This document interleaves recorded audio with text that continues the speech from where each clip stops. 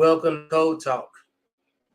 My friend and colleague and veteran and sister in arms, Shonda Kirk, has decided to have the time to come over here and run a mouth, and catch up. Because like all of I've been finding it that this is the best way to catch up with my friends that I have lengthy conversations with, that I have to get off the phone with because I'm like blowing off other calls or something, because the conversation is very useful, always involved, you know what I'm saying? And it's always we left off at, you know what I'm saying? So how you been? I know it's been a while. What you've been up to? I know you've been moving and 1,000 other things too. So welcome to Code Talk. And I know we were trying to get things up and going where we can finally get in sync, materialize for us both. So Yeah. welcome to the show.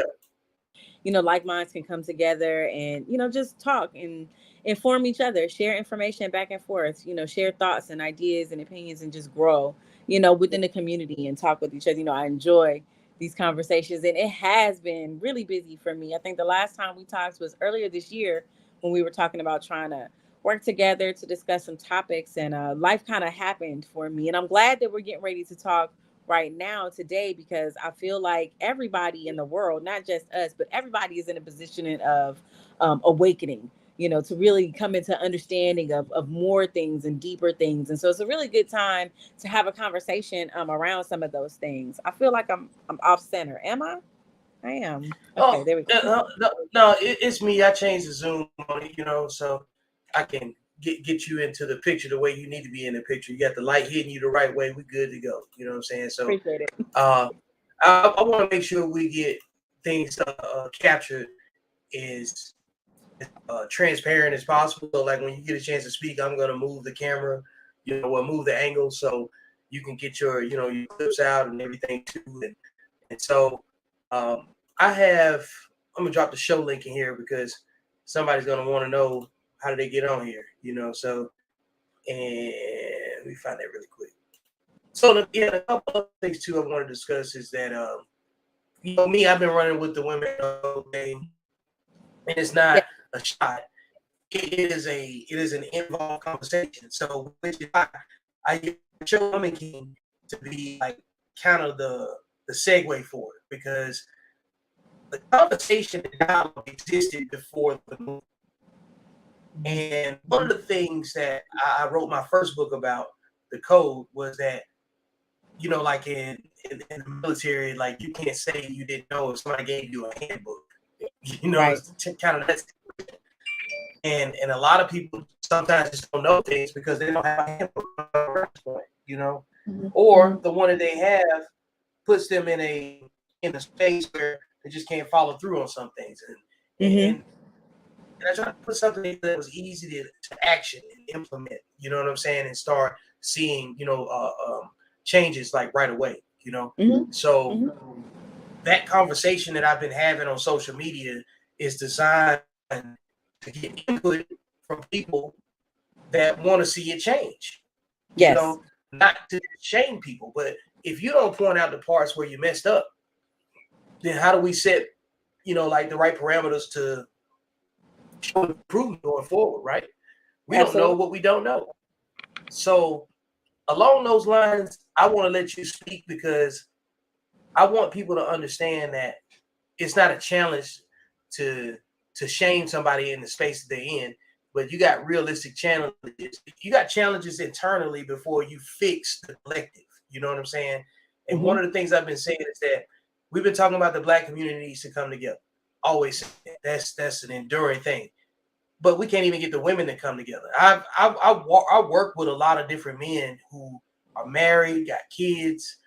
We trade resources, we work on stuff together, but I haven't seen that materialize in a way where it's compatible with what we're trying to do going forward. So I'm gonna let you talk on that and speak. It's a really interesting topic. My husband and I discuss this all the time. And so of course your posts are a large topic of conversation. And I've had people ask me, you're not offended by the fact that he says that women have no code. And I always tell them, no, I'm not offended by the fact that women that he says women have no code. And they say, why? And I say, because if you're a woman and you get offended by the fact that Vic is saying that you have no code, you might want to check what your code is, because we as women, especially as women, we cannot sit around and point out the problems to everything that's going on around us and not be part of any of the solutions. So Man. part of the way to be a part of the solution is to be a part of the awareness of the solution.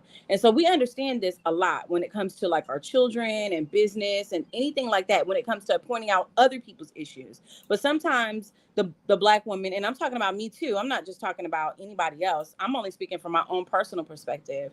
And I know that my perspective is just one of many, but across the board, I've had people agree with me that sometimes you're what you said, you don't know what you don't know. That's something that I tell people all the time. When you're unaware, you have no idea that there is something that you are not knowing or that you are missing. And until you're able to receive someone pointing it out, you're not able to make change, because how can you make change to something that you don't even think is a problem? You're not even Yeah. looking at it as if it is a problem. So I'll give you an example. When we talk about our children, we try to say to our children all the time, and I know we as Black women say it because I have caught myself saying it to my children all the time, oh, you know better. Oh, I know you know better. We say things like Mhm. this as if it's supposed to make change. And so my thing is, how do you know that that child knows better? Because somebody has told them. That's what women usually say, because I told them this many times, okay? With the neck and all of that. And you know how we do. We're very Yeah. expressive. Right. And so we I say like that. that expressive. No, yeah, because we need. Oh, Vic, that's a whole nother conversation altogether about decolonizing the way that we describe not just Black women behavior, but Black men behavior too. Because a lot of what we say even about each other, about our own culture, comes from a lens that's not our own, right? And so then we try to hold each other to this type of standard that is not a thing. You can't do that. Yeah, I So agree with that completely. Yeah. you cannot hold your tribe or your community to the same standard as another tribe or another community, because it does not fit for your tribe or your community. You all need to have your own standard within which you exist. And that's part of the problem that we as Black women have, is that a lot of what was code for us as Black women came as part of a relationship with church or a relationship with an older tradition that we no longer hold to. So once that tradition is no longer now priority in life, now you have this semblance of women, everybody's doing their own thing now. And Yeah. you have to understand that women are not the I don't want to put it this way because I don't want any of the women to be upset with me, because I don't want you to hear me saying that you don't have power. You do, but we have power in a different way. And so we as women are receptors. We receive things and then we take it and we transmute it into something more or greater or bigger. So what you're seeing from women Man, now is what you're seeing for women now keep is on. what they have received over the years, right? So this no code it is that you're talking about is indicative of a bigger thing within the Black community. It's not the fact that women have no code. And so I need them to hear you when you're saying, hey, ladies, I love you. There are some things that are wrong and we need to fix them if we're going to fix the community together. That's what I hear you saying when you're pointing out that women have no code. I hear you as a Black man saying, hey, Black woman, I see you. You don't have to be the way that you're being. You can be better. Why don't you come on up a little higher with me? That's what I hear when I see you point out things where you say women have no code. Because you don't only say that they don't have code, Vic, you also point out the ways in which what they're doing is not only a detriment to the community as a greater whole, but to them individually. Those behaviors are a detriment to them. And even though they're receiving benefit from them in the long run, it's more negative that they're receiving by virtue of those behaviors than anything else. It is a low frequency energy, you know.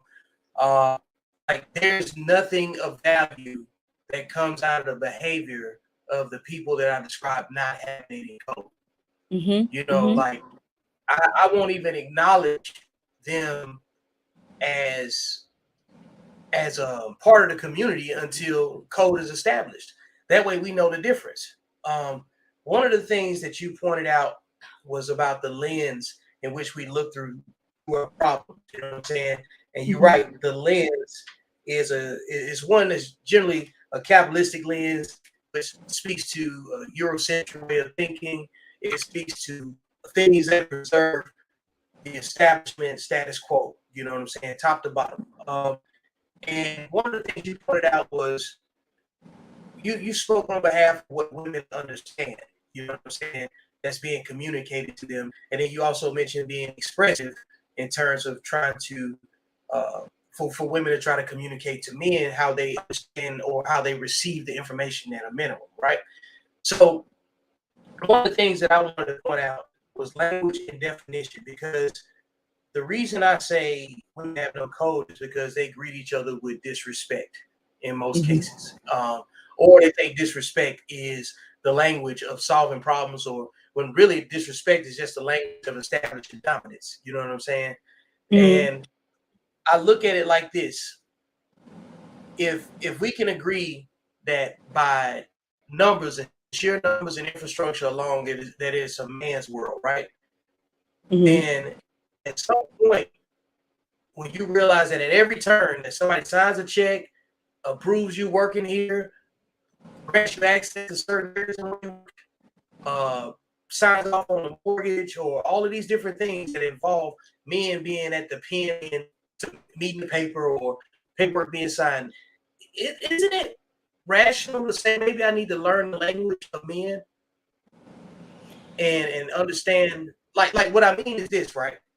If I come into your space and it's stuff that you speak in a certain about when it comes down to what's women's business primarily and what's meant to be observed from the outside looking in, isn't it like just standard practice to have customs and courtesy, meaning observe the locals and see how they're moving and how they communicate before you engage? I mean, like, you wouldn't just go to some foreign country and, you know what I'm saying, and disregard their laws and end up getting locked up and then thinking that you know what I'm saying, it's supposed to work out in your favor just because you didn't know, right? So if we treated each other like different countries, you know what I'm saying, and if we respect the laws and the land of different countries, we should be learning language of that respective country too. You know, you can't bring your customs to somebody else's space and then be mad when it's not well received and when they don't have received it.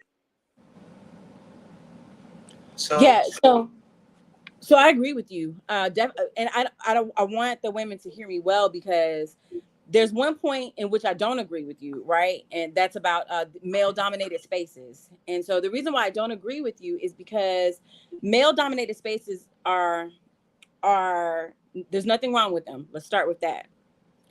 But all people should learn to navigate those spaces, not just women learning to navigate male space, but male also learning to navigate female space, because the point of life, right, is the duality, is the marriage of two, is the complementing of both masculine and feminine. And that's not only in relationships and people, that's also in nature. Everything in nature complements each other. And so then the human as part of nature, and us, right, as part of the greatest tribe in that part of nature, right, it's our job then also for that harmony to reside within us. So then we have to learn to get along with each other. And so when we have that attitude versus, hey, you're coming into a male dominated space, you need to adjust yourself to a male. If we all would have that balance within us, right, that foresight of balance, then it wouldn't be such a hard thing for us to be able to come together. But that's the problem, is the coming of together. And part of that is because we are not attuned to language.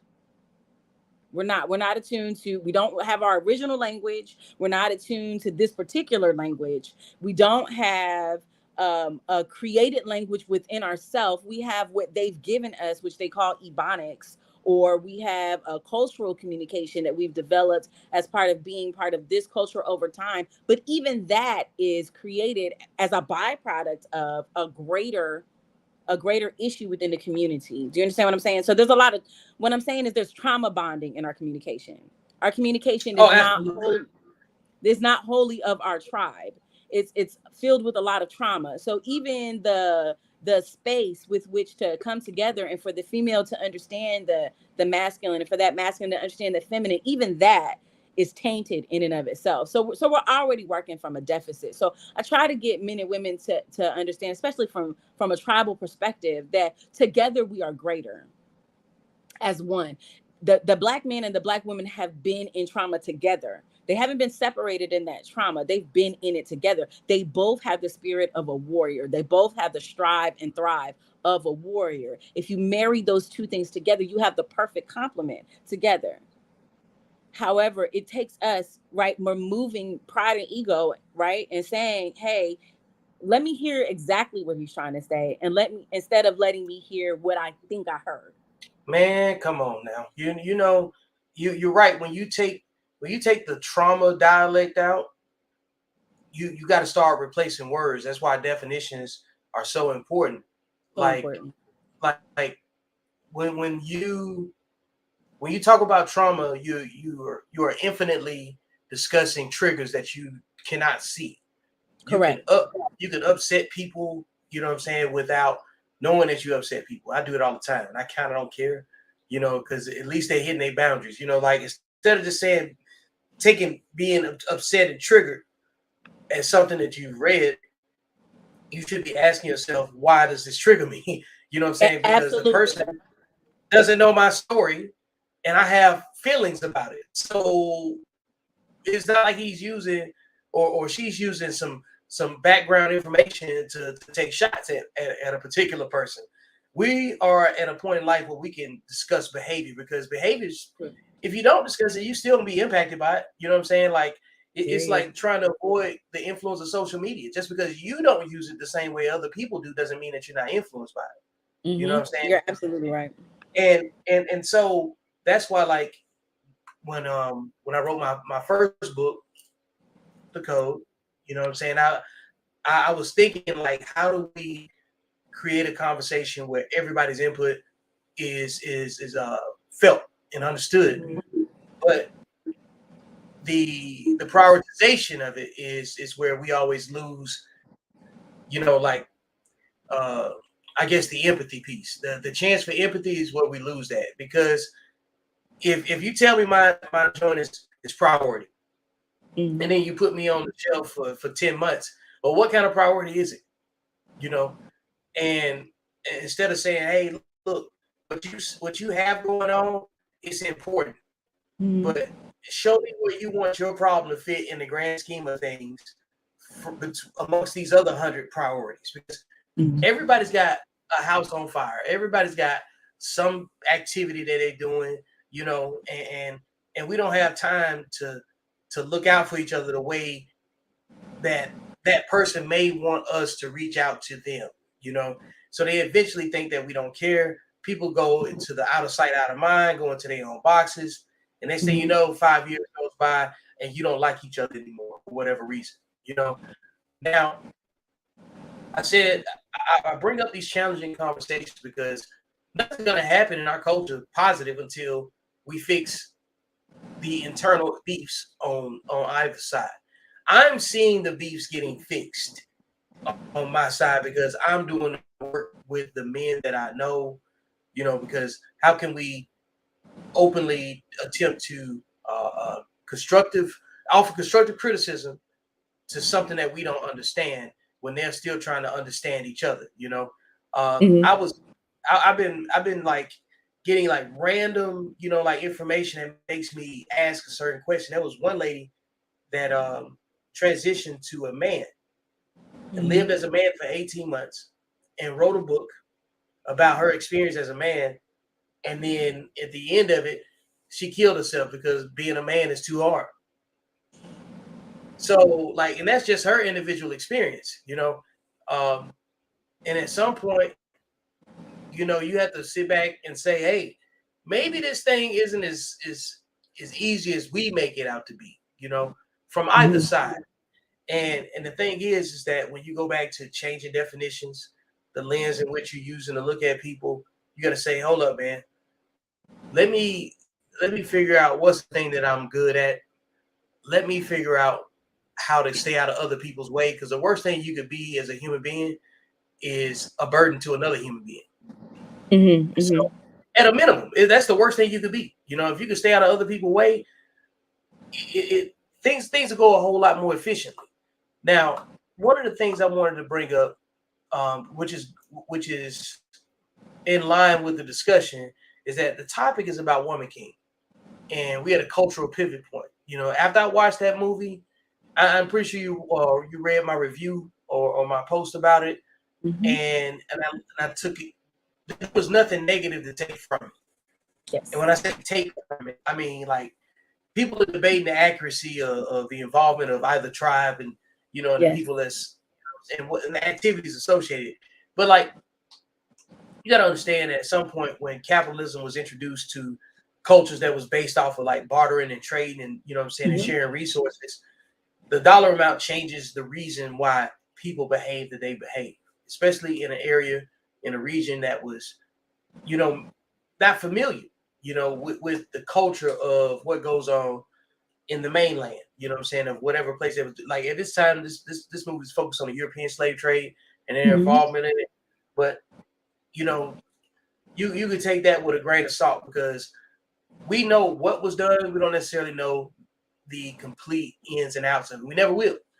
But so in the meantime, what we should be doing is extracting something that's of value that we can incorporate into how we say our two back, so we Mm-hmm. can see each other differently. We should be feeling empowered when we see each other, not like let me lock my door or let me go over here. You know what I'm saying? Because her eyelash is too long or something. So we don't want to get to that point. You know what I'm saying? Like I don't want nobody looking at me if I decide to wear my nice dress shoes and think that, oh man, you know what I'm saying, I can approach him because he got the wrong shoes on, because we starting to identify ourselves differently now, what I'm saying, through our own lens of experience.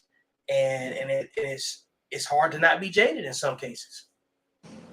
I have a lot to say about this, Vic, because just for the record, for anybody that's curious, I have not seen the movie yet. But I have been doing a lot of research, and so the disclaimer that I want to give before I get started is everything it is that I say, I'm saying in an effort to have a greater discourse, right? I'm not saying this as if it's my opinion and it's set in stone. I'm just, trying to chop it up, right? Because I believe that through constructive criticism and through dialogue and through all of these things, without ego, we can come together and really get to the truth of a matter. And so one of my issues for me as a Black woman, being who I am, I have a tendency to research as much as I possibly can. If you give me a thing, I'm going digging deep. And so you can see this in a negative and a positive way. You can see it in a negative way where people really, really, really get into it and they start researching and going deep and finding out who your mama, sister, baby, cousin was and getting your phone numbers and doing things, in that way. And then there's other ways in which you do. But I just like to find out more information. So I'm glad that everyone had the opportunity to find out about I think the name is the Dahomey tribe.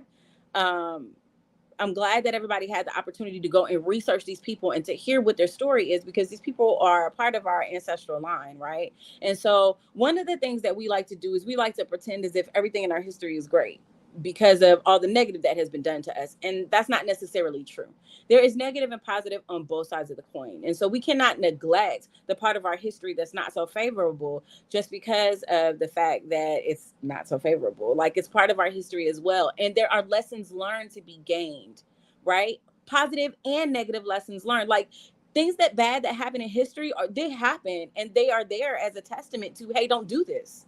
Hey, look, this is how this turns out. Don't go this route. You've seen how your brothers and sisters sold each other out in this particular space. Don't be one of those people. Here's their story. And we need those stories. We need to hear about people who fell into the pitfalls of money and who fell into the pitfalls of, other things as warning stories to us as what not to do, right? Because like we talked about, you don't know what you don't know. And if you don't know that this is something that we have also done, we'll always point the finger at other people as if they're always the devils and we're always the saints. When true to life, everyone, human, I don't care if you're white, brown, yellow, I don't care what color you are, everybody has human nature issues that they have to work through, right? And being greedy and prideful are two of the main things that we all got to work through. So I hate when people try to point out the negative of a thing and totally dismiss as if there's nothing to be gained, right? Man. Every Mm-hmm. single religion or philosophy or thought concept in the world, from Christianity to Buddhism to atheism to anything else, teaches not just tolerance but understanding of other people's perspective and point of view. That Every is single very one is true. there. Every one of them does. Like Every for single real. one. That's when I started having to have conversations that were kind of prickly for people, where the minute you cross over, like maybe a theological understanding or a philosophical disagreement or whatever, other people, I've been more inclined to meet people that try to take my reality away, because like I've had to be in a chair where I had to think for the other person in order for me to do my job and understand my audience. This is the essence of reading the room, Mm-hmm. and sometimes we try to set rooms in places that aren't ready to hear what's being spoken, until until the timing is right, until that person's ready to hear a certain thing. Um, you and I know that research is very vital to keep you out of certain conversations. Once you got a better understanding, you can tell the difference when people are speaking from what they know, what they've read, and versus what they feel and what they've experienced. There's a compass, there's a blend, and it all overlaps at some point. The one thing you don't want to have is no overlap, none of this. You can't be all in on two parts of it, and then not and partially on one, and then none at all. And that's the part where you say, "Hey, this is what I think I know. Do you have any additional information? And if you do, can you provide me with the source so I can study what you studied?" And when you start asking those questions, you get people out of the way very quickly. You can Absolutely. pretty much Absolutely. figure out who wants to have a dialogue about a topic, and a dialogue being a conversation that leads us in a positive direction, that we can say, I enjoyed that. I say this all the time. Our community needs to get better at critical thinking, and the reason why I say that is because if we were to get better at critical thinking before we begin to act, we would not have some of the low vibrational conversations that we have. So I'll give you an example of one thing that absolutely bothers me. You know that this is Hollywood, right? Hollywood has one objective. Their objective is to make money, right? And so in order then for them to make money, they have to sell entertainment. So they're not going to put together a movie that's going to be true to life or true to history, because that's not going to make money. Nobody's going to want to see a documentary. They don't go to the movie theater to see documentaries. They turn on Discovery Channel if they want to see documentaries. People go to the Podcast. movie theater to be entertained. And so then if they're going to be entertained, then there are going to be some elements that are strictly for entertainment purposes. So for us to get together and to be angry about two white women who wrote about a Black tribe from their personal lens of understanding and experience, right? Because we have to remember that two Black women did not put this together. Even though Viola Davis and her husband were executive producers, I'll talk to y'all about what executive producer means later, because that don't actually mean that you have to do anything. She just right? endorsed So it. that's all that means. That's all that means. You could put your kid up there as an executive producer if you want to and make sure they got a paycheck for the rest of their lives. It doesn't mean that they did anything to produce that show. All they had to do was participate in one conversation. So these two white women who wrote the script based off of their understanding of our ancestral tribe's history, right, is not going to get a complete picture for us. No. So for us to go into the movie theater with that expectation is kind of irrational on our part, and we need to manage that expectation before we go into the theater, right? I say that all the time. If you manage your personal expectations about what it is that you're experiencing,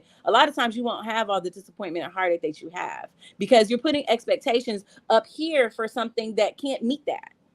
It can't meet that. Can't meet that. Like, and you talk No. about somebody recreating their version of a story that they had to go piece together and do a ton of research. You know what I'm saying? And like we spent so much time arguing about representation, and like we argue about representation in film and in Hollywood, and I'm not saying take what you get, but it's entertainment. So you're gonna have to fight your way in it to even get an opportunity. Well, this is a greater symptom too, Vic, of the Black community, the greater Black community, because we don't have any leaders within the community. We cannot come together and agree between all of our faith beliefs and all of our philosophical beliefs. We have a hard time coming together and putting together a really structured concept of what it means to be part of the Black community and how to go forth. A lot of times our leaders have become those people who are in the public eye, who are, you know, celebrities and athletes and things like that. And I'm not saying there's anything wrong with that. Not at all. I'm not saying that. But what I am saying is that it's time that we stop looking towards these people for them and their work, and that we start getting active locally, physically, one to another. It's on us, all of us, not our celebrities, to do the job. It's on us. And yeah, it's nice to have representation, but I would rather you have representation in your home. I would rather you have representation, you know, with your family group, with your people group. Like, you live in a neighborhood, there's other Black kids in your neighborhood. Do your kids know those Black kids in your neighborhood? Do you live, you know, do your kids go to mixed schools? Do they have, you know, cultural activities that represent our culture? Are you cultivating that? Are we present in that way? And I would much rather we have those conversations than whether or not we have enough representation in Hollywood. I really would just like to lead that entertainment and represent like we should represent in our communities where they're needed.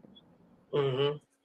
And then conversely, I started thinking about, like, well, you know, a lot of people giving backlash to this movie for whatever opinion that they recycled or reposted or whatever. It may have some truth to it, but I don't even know their commitment to it. Some people just committed to just being contrary, you know what I'm saying, for the sake of being contrary. Don't even care about anything else but just stirring the pot for a negative outcome. I actually stir the pot, so I want to have a conversation, you know what I'm saying?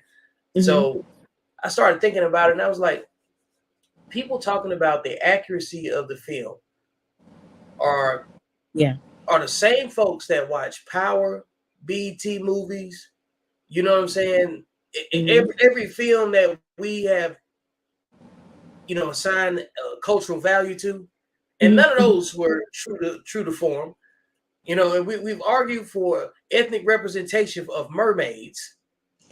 We have argued for so many things that are just of entertainment value, and we still question the accuracy of it.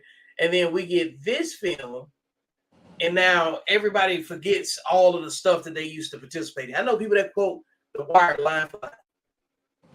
They tell you everything about when certain characters were about to die, and they generally get killed by somebody they've been doing business with. Yes. And you know, we are super accurate about things that destroy us, instead of taking the same type of personal accountability on the things that could help us grow, could nurture us, could cultivate better relationships. We are focused on the accuracy of something that we didn't even know about till it was presented to us. And it's asinine. Like, you know, like, you wouldn't question Picasso about his brushstrokes. It's still a Picasso. You know what I'm saying? Like, a doctor is a doctor whether it makes a C or an A. And everybody's got a problem with, you know, the film. Like, just show me the film that you produced. Right. you know, so that mentality that you and I hold, and a lot of us hold, I'm looking at this as, you know, I always look at these from a greater aspect. And before I go on, I gotta shout out this particular comment. We don't have neighborhoods anymore. We just have people who live next door to each other. No, bro, that's absolutely has been the truth, right? But then that's something that we need to cultivate, though, because and I'm talking to all my 80s babies out there, right? Because it's us. We're in our 40s now. We're now the old heads in the neighborhood. It's up to us to bring that back, because we remember what it was like. And I'm not saying that it's going to be easy work. This is hard work that I'm talking about doing, because for so long, our community has not had that, right? So we have to do that.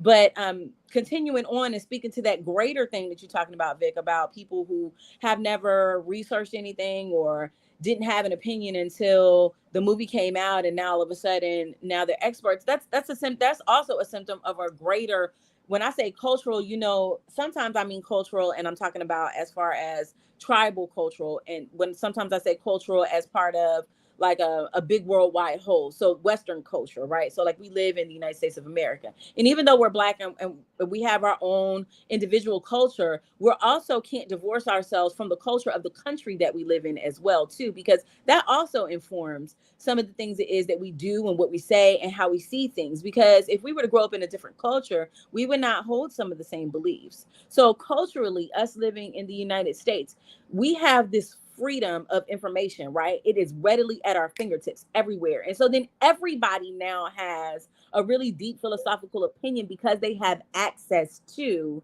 so much information, not just by social media, but I mean, you have you remember when we were young, you wanted to find out a lot of information, you better go to the encyclopedia. You better get on at that reference section of that library. Yeah. Right. Okay, Now well, you they got got Google. They don't even need Wikipedia. If you type in, hey, Google, how many centimeters are in a meter? It'll pop up the answer for you. You don't even have to go to Wikipedia or nothing like that. Google will tell you exactly what you're looking for without even taking you to a separate page. That's how advanced we've gotten. And so with that advancement, a lot of times there needs to be boundaries and there needs to be place set around specificity set around the way it is in which that information is used, because information with no understanding does not do anything. Man, look, you made me think of something as you were talking. Um, so one of the things about information, it's black and white, it's straightforward.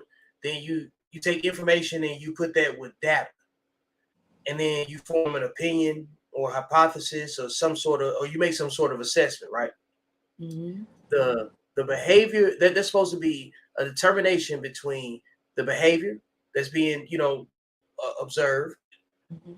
the additional information and research that allows you to understand that behavior and who's associated with it, so you can kind of define the culture of it. Mm-hmm. And then ultimately you're supposed to come to an understanding and know what your boundary is to that information. It's not you understanding it and then going over there trying to correct it so it can fit you, Correct. So in that, you learn the principles of the act of submission. The information tells you what to do. Yes. It should tell you what to do. It should tell you how to tactfully, like engage. Like you just said, you got to move in these male-dominated spaces. And just like if somebody was moving in a woman-dominated space, they'd have to learn the language of that space. That's a part of that greater conversation, though, Vic, because that's Yes. something that should be taught early on, though. That's something that should be taught early on. We think that this is something that you learn when you're an adult. No, this is something that we teach toddlers, right? We teach them consequences for action and behavior. And we do this by consistently telling them no to whatever the thing is that they're not supposed to have. Now, in the Black community, we believe in instilling, right, that obedience through specific, like, physical consequences. But there's natural consequences that occur with every action. You don't even have to do that a lot of times. The child will get a natural consequence from that action, and they will learn on their own without you even having to speak. And a lot of times that particular lesson sticks with the kid longer, right, when they get that natural consequence. So if you tell your kid, yo, don't be sticking that knife in that socket, right? You tell your kid 30 million times, you can pop their hand 30 million times. But I guarantee you, the first time that joker sticks that fork in that socket and they get that little shock that makes their heart beat fast, they're going to remember just fine. You won't have to tell them no more, right? Because of that natural consequence. And so that's supposed to be something that is cultivated early on. But a lot of times what you have happen is, I don't want my kids to go through what I went through. So we take away some of their ability to learn those lessons, right? Because we're trying to provide them more. And instead of providing them with more physical things, right, we should be providing them with more lessons, right? Because you handicap a child when you give them too much. And I learned this really the hard way, right? We learned this with our first kid. And big shout out to my daughter. She's amazing. She's an amazing person, and in spite of the parenting that she got, because I was one of those women. No, I'm being serious, Vic, and really super transparent, because I didn't know how to have. I was 16 when I got pregnant with her. I had her when I was in high school. I'm from a Black family. That meant that, hey, you better get it out the mud because we told you not to get pregnant. So I kind of had to figure out how to parent like on my own. Like they were there to assist, they babysitted and stuff. But as far as teaching a child, like training a child, I didn't know nothing about that. So a lot of times, like I would do something or teach her something, and then like a year or two later, I was coming back like, yo, I that was wrong. I shouldn't have told you that. So when she was really young, I sat her down and I said, look, I need you to understand something. Boo, I don't know everything. Mm-mm. I haven't done this before. I've never had a 9-year-old daughter before. I've never had one. Now, I was a 9-year-old daughter, right? But I was never a mom. So I don't know what it means to mother. I can only do what I've seen done, right? But I don't necessarily like what I've seen done. So I'm trying to learn something different. That may mean that sometimes I do some things and say some things where I have to come back and I apologize to you, or I come back and make changes. I need you to be patient and flexible with me. Can you do that? Mm-hmm. Can you do that? And it took me being humbling myself, right? Because I had that black mama thought that what I know is best, and it really wasn't best for her. It was best for me, but it wasn't Mm-hmm. best for her at all. It did not cultivate anything that she needed within herself for her particular journey. It only cultivated a specific type of obedience that I wanted to see. So, while I was listening to you, and you spoke about your daughter, right? Mhm. One of the main tenets in the women having no code, what I'm saying, philosophy is that the beef starts with women, and like with their daughters, and generally speaking, most daughters' first bully is their mom. Usually, no, Usually, that's facts. No, that's that's facts. a yeah. Like That's I've facts. watched, like I started comparing things when like at the height of all of the Kevin Samuels popularity over the last couple of years. I started looking at. I always go to something else when something's super popular, because like by the time it's popular, the message has been regurgitated, it's been absorbed, and you can kind of see that there's a catalog of what to do and not to do. So I started Yes. going back like you did. I looked at old stuff, right? So I used to Mm-hmm. go back and watch Fix My Life, by y'all, right? And I started watching how the collective of women and how they communicated with each other, the lack of Yes. accountability amongst themselves internally, before it even gets to a space where it says, you got to be on this show, we're going to fix this, and go from there. It's kind of like if you get if I sent you an invitation to come to the Maury Povich show, you already know what time it is. It's something that you don't need to go in there for, right? It's So by the you time already that know it. It's more it's not, COVID. it's done. It's way more to this than what's like. Nobody can tell you I got a surprise for you. Come on, Dr. Phil. You can't do me like that. You know what I'm saying? Like No. we know that it's already gone too far by that time, Yeah. right? Yeah. So with you having the transparency that you just had, talking about, like what it was like being a young parent of a 9-year-old. Obviously, you picked that time out because that there was something significant in that pivot point that you knew that this child could become this, can become that, or maybe you didn't know. So like, Mm-hmm. what was it like parenting? Saying your following children after that, like the lessons that you learned from the first one, did they quickly get absorbed and translated with the second? And so it's a little bit different because she's the only girl. Okay. So my other children are boys. And I am a big proponent of sons need their fathers. Not to say that they don't need their mothers, but this is my personal belief. I need everybody to hear me before I say that. I'm not imposing this on nobody, and I'm not saying that y'all should do this. I'm saying for me, this is what I believed, because this is the way that I believe that it should work. I believe that a mother has a very significant impact on her children from birth, as far as young lady goes, from birth to death, right? But as far as her sons go, from birth to maybe about 7 years old, a woman has a huge impact on her son. She is her son's first experience with culture. She is her son's first experience with language. She is her son's first experience with the opposite sex. She is her son's first experience with emotion. She is her son's first experience with anything, right? That comes in this part of life, because he comes from her body.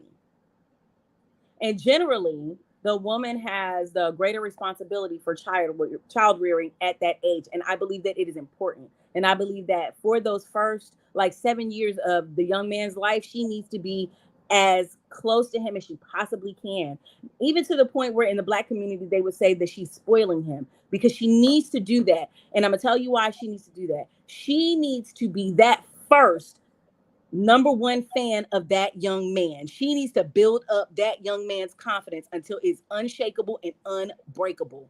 That experience with that first woman is so important for that young man and all his other relationships. And then about the age of about 7 years old, I feel like that young man then needs his father, and he needs to be attached at that daddy's hip until he becomes a grown man and able to be accountable and reasonable for himself. And the reason why I say that is because I cannot teach him how to be a man. I can only teach him a set of behaviors that I associate with what I believe is to be a good example of manhood. But that is only based off of the men that I have experienced or the way that I have already been treated.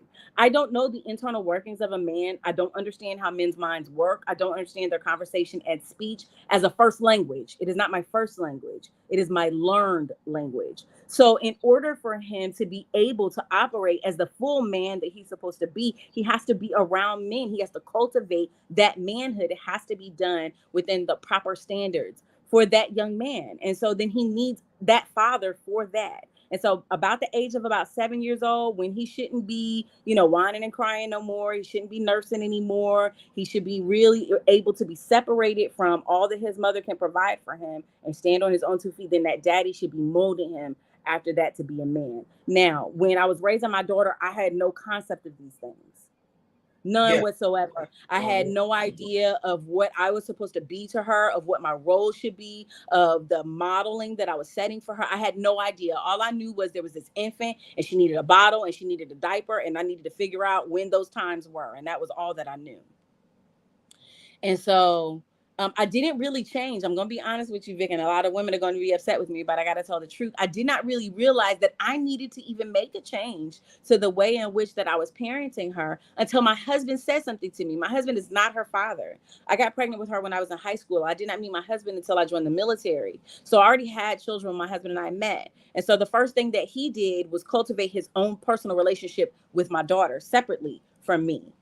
And he came to me and he's like, yo, I know you're the woman and I know that this is your baby and I know that this is not even my kid, right? Like, I'm stepping into a fatherly role. He said, I recognize that, but I think that we need to make some changes because I don't think that the way that we are parenting her is fitting.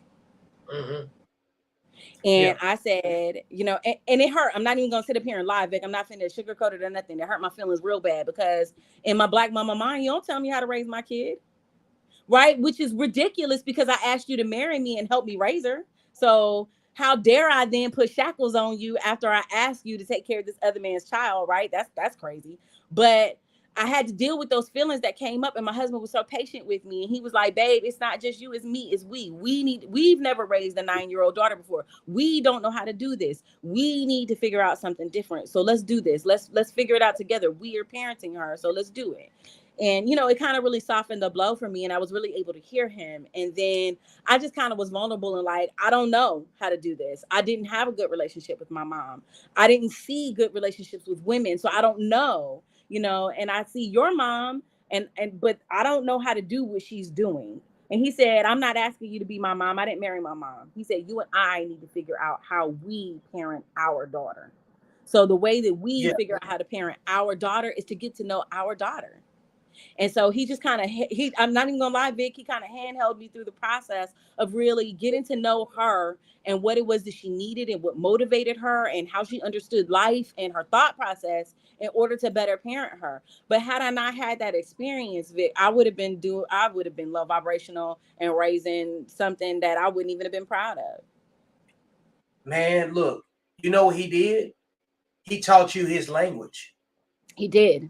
And you were willing to listen. No, I wasn't. No. You weren't willing to listen from the get-go, but persistence made you have to. Yeah. Because the greater goal was making sure that your daughter could function as an adult in life. And you submitted at some point. I wrote these words down. You submitted to him because there's a difference between being in charge and in control. Yes. Yes. And a lot of people don't understand that from a leadership perspective. If you're in a relationship where the leader is identified, right? That person's in charge. But the people that make decisions in the best interest of the philosophy of the leader understands that they're in control of that particular thing. You know what I'm saying? Yes. And there's a difference between then there's another layer to it with management being in there. Control and management kind of go hand in hand. You know what I'm saying? But leadership and being in charge is about delegation and understanding where from the 30,000 foot view, everything's going great, but we need to shore up this thing right here. And if it's a sensitive spot, we need to work on it until you overcome the sensitivity and understand that there's a greater mission that we're trying to accomplish as a unit. I guess one of the things I kind of want you to think about, I'm gonna put a pin in it, is on the mother and daughter relationship, right? Are there, if there's mentorship out there available, do you know where to point people to it? And if there's not, how do we create a conversation that people feel comfortable asking certain questions, to like I guess what I'm trying to say is this right here. Generally speaking, when men hit a certain pivot point in their life, they look at where they want to go, where they come from, and where they are. And we have a decision to make. I want to be like me as I am. Do I want to be like you as you are? Us or them? It doesn't even matter. You know what I'm saying? Like, you don't have to assign no specific value. Everybody makes a choice on what they want to become at some point, right? Yes. And I generally think that because men operate with the mentality of nobody's coming to save us, you just have to use your mind, your body, in a way where it's the most efficient outcome for what you're trying to accomplish, And I got in my bag like that when I was probably like 25 to 27. And I knew what I wanted by the time that I was 30. I knew that piece was important. Even if I could see past that piece, I knew that piece was important, And I knew that it required mentorship, because to get something you never had, you got to do something you never done. And you got to talk to people you never talked to before about topics that you never brought up before. Yes. So at some point, you made it your priority to be a better mother, be in a position where you were credible to your daughter. So she came and asked you something. The credibility wasn't just, I can answer the question, but it's also, I can't answer the question. Right. And so you don't jeopardize that credibility, the integrity of that communication, right? Right. How do we set conditions for women to feel like you felt when you say, I need help? You know what I'm saying? And be able to go ask for it and say, I don't know how to do something when it came down to your child. That's a hard question. It's a hard question, because here's the thing. You said something that I wrote down. You said mothers have sons, and that mother's the first introduction to culture for that son, right? I have a saying that I took from just my travels. It says, show me your women and I'll show you your culture. So that's right. That what you said, and understanding that you knew what you did and didn't know about both your daughter and your son, and you knew where your husband had the two you didn't have. Like, how do we, just with women in general, like from woman to woman, be able to say, hey, look, you should probably take this approach? Or, and I know that's a very time you said, because hey, it needs to have the discussion. Yeah, and so I think I'm gonna be honest with you, Vic. I think that tribe-wide, I think that women are having these discussions, and I think that they're having them more now than they ever had. And I think that we're not seeing that, right? And we're not seeing that on the social media platforms, and we're not seeing that in the news, and we're not seeing that, across the board in those things. But in personal spaces, I'm seeing women come together in sisterhoods and do their work. I'm seeing them, go to therapists and seek out therapists that are part of our tribe and that are asking the questions. And I'm hearing women say, I'm thinking to myself what I would have wanted from my mom, when I was younger, and I'm trying to be different from my daughter. I'm hearing women say that. And so I don't want to sit here as part of that lens that sees only the negativity and says that, hey, this is not happening across the board, because that's not true. There's some pockets of women who are doing some amazing things right now in order to not only uplift the sisterhood, but to make it large, make the collective larger, make the understanding and the conversation and the dialogue larger. But on the whole, as women, I have to say this, and I love you, and I need y'all to hear me, beloved, with all my heart. I need y'all to hear me say, I need you all to humble yourselves.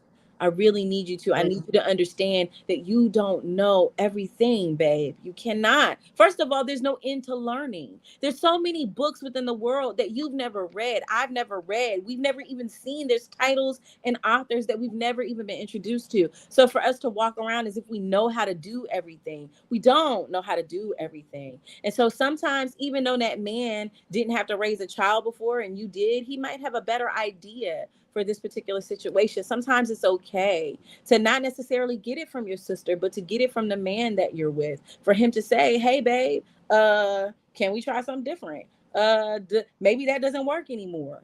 Let's try a different process. It's okay. It's okay to hear that. And it's okay to not be offended by that. And it's okay to try somebody else's point of view and perspective for a while and see if maybe you don't have a different outcome. The definition of insanity is doing the same thing over and over again and expecting a different result. And so then even in our parenting, if we're seeing that our generations have been doing the same thing that our parents were doing, and we're no further along than our parents, as a matter of fact, it seems like we're going backwards. Why wouldn't we change things? Why would we stay insane in that way? And so I love you, sis. Wherever you are, hear me when I say I love you. If y'all want to get with me and we could chop it up, I'm not saying I know everything. I'm just saying I'm willing to have the conversation. Let's just chop it up together. Let's just be part of the conversation together. Bring your daughters, bring your tea, bring your coffee. Let's chat. We can do it. Y'all can hit me on Facebook. You can find me. It's my name. Man, it's too easy. Man, look, I always appreciate the way that you speak, because we've had enough conversations from top to bottom to know that, yeah, you can have the catty, unhealthy discussions, but for what? It's not productive. It's not productive. It's not useful, and the energy that even come with it is just about being right. It ain't even about like doing anything of value. You know what I'm saying? Man, look, we got the awesome Chris from across the table, who's always welcome here. Let me bring him in. What's up, brother? Greetings. How are you?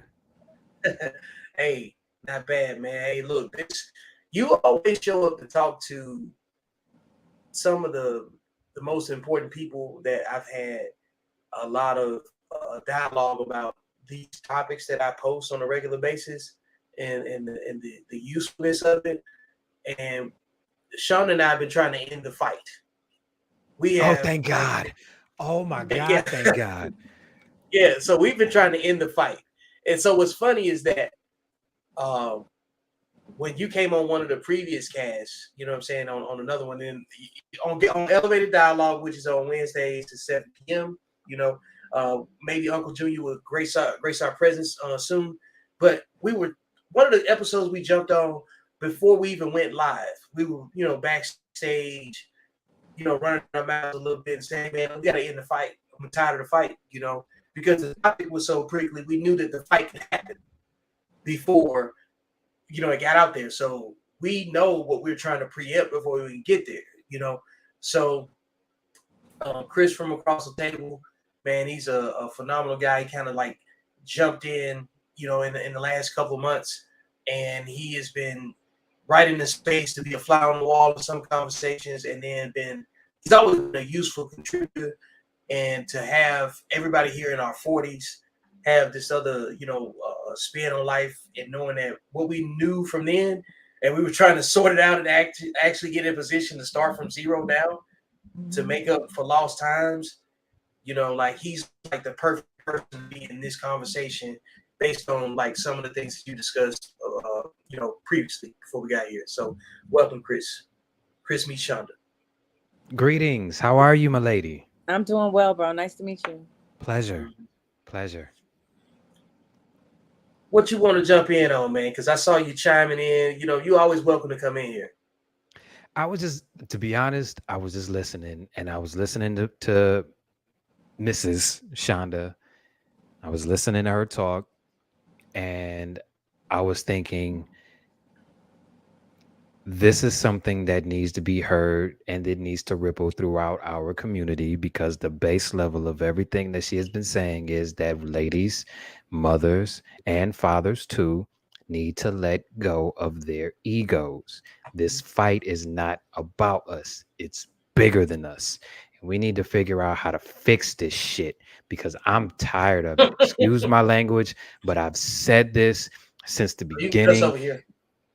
Like Vic, but I'm in the presence of a woman, and I try to, you know what I mean? But this is one of those, but this is one of those conversations where, and yes, I am a product of a single mother. So hearing a single mother who got married talk like this is refreshing to me, because most of the single mothers and the baby mamas that I'm around, they all think they know what's best for their little boy. And I'm like, no, you don't. All you know is all you can teach that boy is how he's supposed to treat women. But you can't teach that boy how to be a man. You can't teach that boy how to move in today's society, in the skin that he's in the gender that he identifies as. You can't do that. Get out of here with that. Get out of your ego. And this is me speaking as a product of a single mom home who didn't have none of this. I'm searching for this. I did this 10 years ago. So when you hear me speak, I'm speaking on behalf of the boys that didn't have this coming up and had to learn this from outside their house. You understand what I'm saying? It's ridiculous. I'm sick of this fight. I don't want to fight no more. I didn't start this shit. I don't want no part of it. This is where we are. How do we fix this? Because everybody's losing. Yeah. So the greater part of this conversation, and I'm so glad that you were able to be transparent, Chris, about, because it's hard to say I didn't get what I needed at home and I had to go look for it somewhere else. It's hard to say that, because it seems like it's disrespectful. We've been brought up to think that it's disrespectful to say this because mama's mama. And if you say anything about mama, OMG, something's wrong with you. Not mama, something's wrong with you. So yes, I'm very transparent about this, because a lot of men are like this, and a lot of men are scared to say something because they don't want to disrespect their mama. But it's not disrespectful to go look for what you're missing. It's not. Well, that's a larger part of too why our community is kind of broken, and our young men are looking outside of Black women for relationships and things of that nature, because we are not approachable. But our Black men cannot talk to us. They cannot tell us what's wrong. They cannot tell us what they don't like. They cannot tell us they can't even give us suggestions on how to fix it. Us, we won't receive it. And so a larger part of that conversation, like I told Vic all the time, we have to talk about this from the root, right? This is trauma that we're seeing. This is trauma amongst the female community, in the feminine community, in the Black woman community. This is the result of long-standing trauma. This did not occur with my grandma. This did not occur with your grandma. This is older than this. This is 400 years ago of this. And so we like to also dismiss slavery. We accuse the colonizer of saying, hey, it was 400 years ago, get over it. We also like to dismiss slavery, and we do it in the way of dismissing each other. We as Black women dismiss the Black man. We say things like, we don't need him, or we could do this without him. I could do bad all by myself. This, that, and the third. But in the same breath, they cry and complain about baby by herself. Right. But in the same breath, they also say, why aren't Black men protecting us? Why aren't Black men there? But y'all don't need us, right? So make And up your so Which one mind. is it? that's trauma. What you're hearing, that contradiction that sounds real crazy. Like, how are you saying this one thing, I don't need you, and then in the next breath you saying that not only do you need me, but I ain't doing my job. That is trauma that you're seeing. That is a product of bad relationship in the Black community, masculine and feminine, for a long time. And people say things like, well, grandma and grandma didn't have that problem. Grandma and granddad stayed together. No, grandma and granddad did not have resources. And please believe that grandma would have been long gone if she could have been. Listen to me. This is greater trauma. And I'm not pointing the finger at Black men, because Black men for a long time have been silenced and have been chained up. They have not been able to be active in our communities in the way that they should be. We have not allowed it. We have not allowed it. Black women have not allowed it. We haven't allowed Black men to be active in our community, and we have not allowed other Black women to be active in our community. We don't, nobody saying nothing to our babies. We don't, nobody doing this, nobody doing that. And your baby is wayward and needs a little tail beat. And so that is a greater symptom of something in the community that is broken. The Black woman, have y'all seen that movie Moana? Have y'all seen it? It's a kids movie. The Disney movie? Hear me when I tell you this. The first time I saw this movie, I watched this movie with my daughter. Let me write it down. I gotta watch it now. You gotta watch it. It's a Hawaiian Disney movie. I think The Rock plays a Greek god, the Yeah, The Hawaiian Rock god is in or it. something. Yes, I saw it. yes. Okay. Yeah, I saw bits and pieces of it. So there's this part. Go back and watch it. At the end, closer to the end of the movie, the whole premise of the movie is the girl Moana is supposed to be restoring this jewel to this island, right? And if she restores the jewel to the island, then her own island will be saved. Supposedly, this particular island that she's trying to save handles all the water for her island. She gets to the island to try to save and give the jewel back, and she's greeted by this huge monster. And this monster is raging and roaring and railing and all of this stuff. And Moana breaks out into this sisterhood song that she starts singing to her. And she says, I know that this is not your character. I know that this is not who you are. I know that this is how you're reacting to what has been done to you. I see you. I see who you are. I see your pain. You don't have to be that way anymore. Sis, let me heal you. That's basically what the song says, right? And so me and my daughter are holding hands and we are crying when we're watching this part of the movie. And I look at her and I said, that is every piece of sisterhood that I did not know that Black women needed. And the bottom line is that we are seeing the Black women raging and acting out of control because this is years and years and years and years and years and years of not being able to heal herself. Not only herself, but the Black community not being able to heal itself. And I'm not saying that we should give her a pass. By no means. She needs to be held accountable. She needs to hold herself accountable because she's better than that. So she needs to hold herself accountable. Her sisters need to hold her accountable because they are better than that.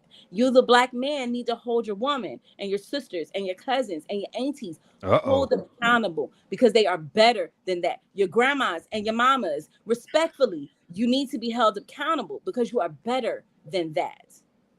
We are better than what we have been demonstrating in our communities. We can do better. And it takes us humbling ourselves and being accountable, listening to our men. We don't make Black children on our own. We don't. It takes the both of us in order to fix this community. It takes the both of us because we both have been damaged by the greater society. So we both have to come together. It's Black man and Black woman against the world. We saving our Black babies. And it has to be that way. It has to be that way. It's not only on the Black woman to get herself together and the Black man to get himself together. We, the collective, have to get ourselves together. Not only that, but we need to stop looking at the same people who put us in the situation to come save us in the first place. Tell us the truth right here. Tell us the truth. We have all of the resources that we need. Go ahead, Chris. Don't do that. Don't do that, Vic. Don't do that. But you, my man, 50 grand though. But on the strength, we have all of the resources that we need to make everything right. It's in the community. It's in the community already. We have, Vic say it all the time. We have a device. We have a $1,200 to $1,500 device in our hand that we can just say, hey, Siri, or hey, Google, look this up.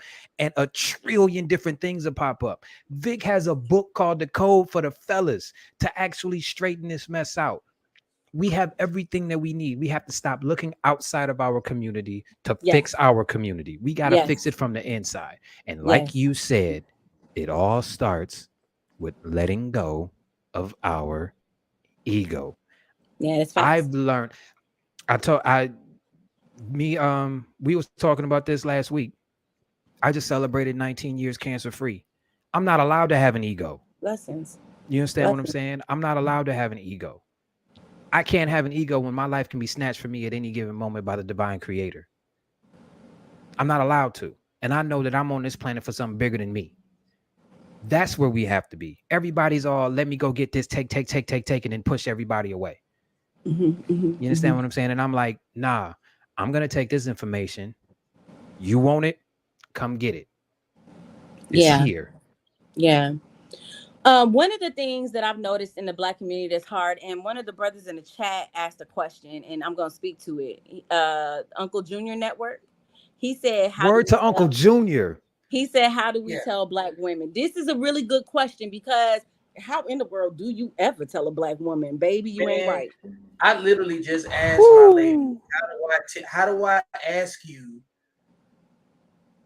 a question that is rooted in something that needs to be fixed, something that needs improvement? How do I ask you that without the extra?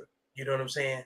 Like, I genuinely want to understand if it's something that I'm meant to fix, or, sometimes you got to observe some stuff and just know how to sidestep it. You know what I'm saying? But if we don't know how to ask the question, you know what I'm saying, then that's part of the problem. Then we can do some assumption. And she tells me, hey, just ask it as direct as possible. That now the other part is that most men are here. They're like, you see how Chris said, okay, ask it direct as possible, but then. So I'm gonna say something to my Black men, and y'all are all gonna all argue with me, and I know y'all are, and I fully Let me write it down. Let me get ready. Let me mute my mic. All right, I do. I fully respect the argument, and I understand why you have the argument. I know I'm giving you a bunch of disclaimer before I get started, and that's because I already know y'all gonna jump on me, right? But I'm not gonna jump. You're a guest. I'm not jumping at all. I'm listening. But Vic, we're your wonderful spouse's name is Regina. Yes. Yes. Regina said, be as direct, as honest as possible, no matter. And so then she is absolutely correct. And so the Black woman is going to tell you, just tell me, baby, I can handle it. She cannot. I'm telling you right now. It don't matter what she said. Listen to me, hear me well. She cannot handle what you're going to say to her. But I need you men to understand something, right? Because y'all chose these women. So y'all obviously chose them for a reason. So there has to be something that they can handle. So then don't discredit them when they can't handle it initially, right? Because now I'm working with cognitive dissonance. When you're telling me something that I've never experienced before, now I have to readjust my whole world to what it is that you're telling me. I have to look at what I've done. I have to look at ways in which I may have hurt people and all of this stuff. And that's not something that's easy to accept right off the bat. So when you're telling me, no, I may not necessarily agree or be okay with you, this doesn't mean I don't need to hear it from you. And you men get real aggressive when y'all talking to y'all homeboys. Y'all can tell each other whatever you need to say as strong as you want to and don't care what your homeboy has to say back. But when your woman raises her voice, all of a sudden now you're scared and you can't continue to press and tell her she needs to be accountable. No. So the thing that I need for the men to hear is tell us, be direct, but I need you to keep your emotions in check, because when she gets outlandish, and she's going to get indignant, right? When she does, she needs you to maintain the fact that what you're saying is not wrong. So there's no reason for her to be upset or to be angry. And if you don't get upset and if you don't get angry, then she ain't going to be able to argue by herself. Now she's going to try. She's going to get loud. She's going to try to do all this other stuff. Hear me when I tell you, she would rather you tell her than not. Let her deal with her own little funky emotions. They're going to take some time. Now, if you and your lady are in a relationship and you all have a good relationship, I definitely recommend that this is something that you do while you're holding her and kissing her forehead and telling her how wonderful she is, right? But that she need to check herself. And the reason why I say do it that way, because I know men don't want to. I know you guys don't want to coddle us. I know you don't. I know y'all want us to hear it direct from you and be able to take it and to receive it and to make the adjustments and to keep it pushing. But we are not men, and you need to stop treating us like we are. We don't stop acting like it then. Tell them to You're stop correct. acting like it. You're correct. I already said that she needed to humble herself. Yes, I already said that. I'm just saying this. I'm agreeing with you. Thank she you. needs to stop being masculine. She needs Thank to you. get out of that. I just needed to hear it again. No, I agree with you. No. You ain't gonna never hear me say. You're never going to hear me say that a woman could do what a man can do, because the bottom line is that if a woman could do what a man could do, a woman will be a man. It's the period for me. Like, we're designed to do different things on purpose. We are designed to do different things on purpose. And a man operating in his masculine space is an example of Godhead. And a woman operating in her feminine space is an example of Godhead. We, in our own godlike way, operate well in our own spaces if we would do it. But women have been made to be in man spaces. Hear me. And I know you don't want to hear that, but it is true. And it's not the greater Black culture that put her there. It is not the greater Black culture that put her there. It is the greater Western culture that put the Black woman in the Black man's space. And she was unaware that she took his place. And so not when she took his place, she pushed him out, because two men can't operate in the same pair of pants. So she pushed him out, and she tried to attempt to do everything on her own because the white man said that she was supposed to be able to.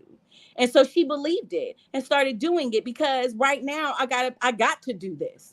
Right now, immediacy says I have to do this, but we're no longer in that space. And so now it is time for us to remove ourselves from where we have been placed, and to rightfully give that space back to the Black man where it belongs. And I want women to hear me, and hear me well. I'm not saying to be dominated by that man. I'm saying your own femininity takes up enough space on its own where you won't have to compete with that man for space at all. Your femininity will make its own room, and he will gladly yield out of your way, just as you yield out of his if you give him the masculine space that belongs to him. Mutual I say it submission. all the time.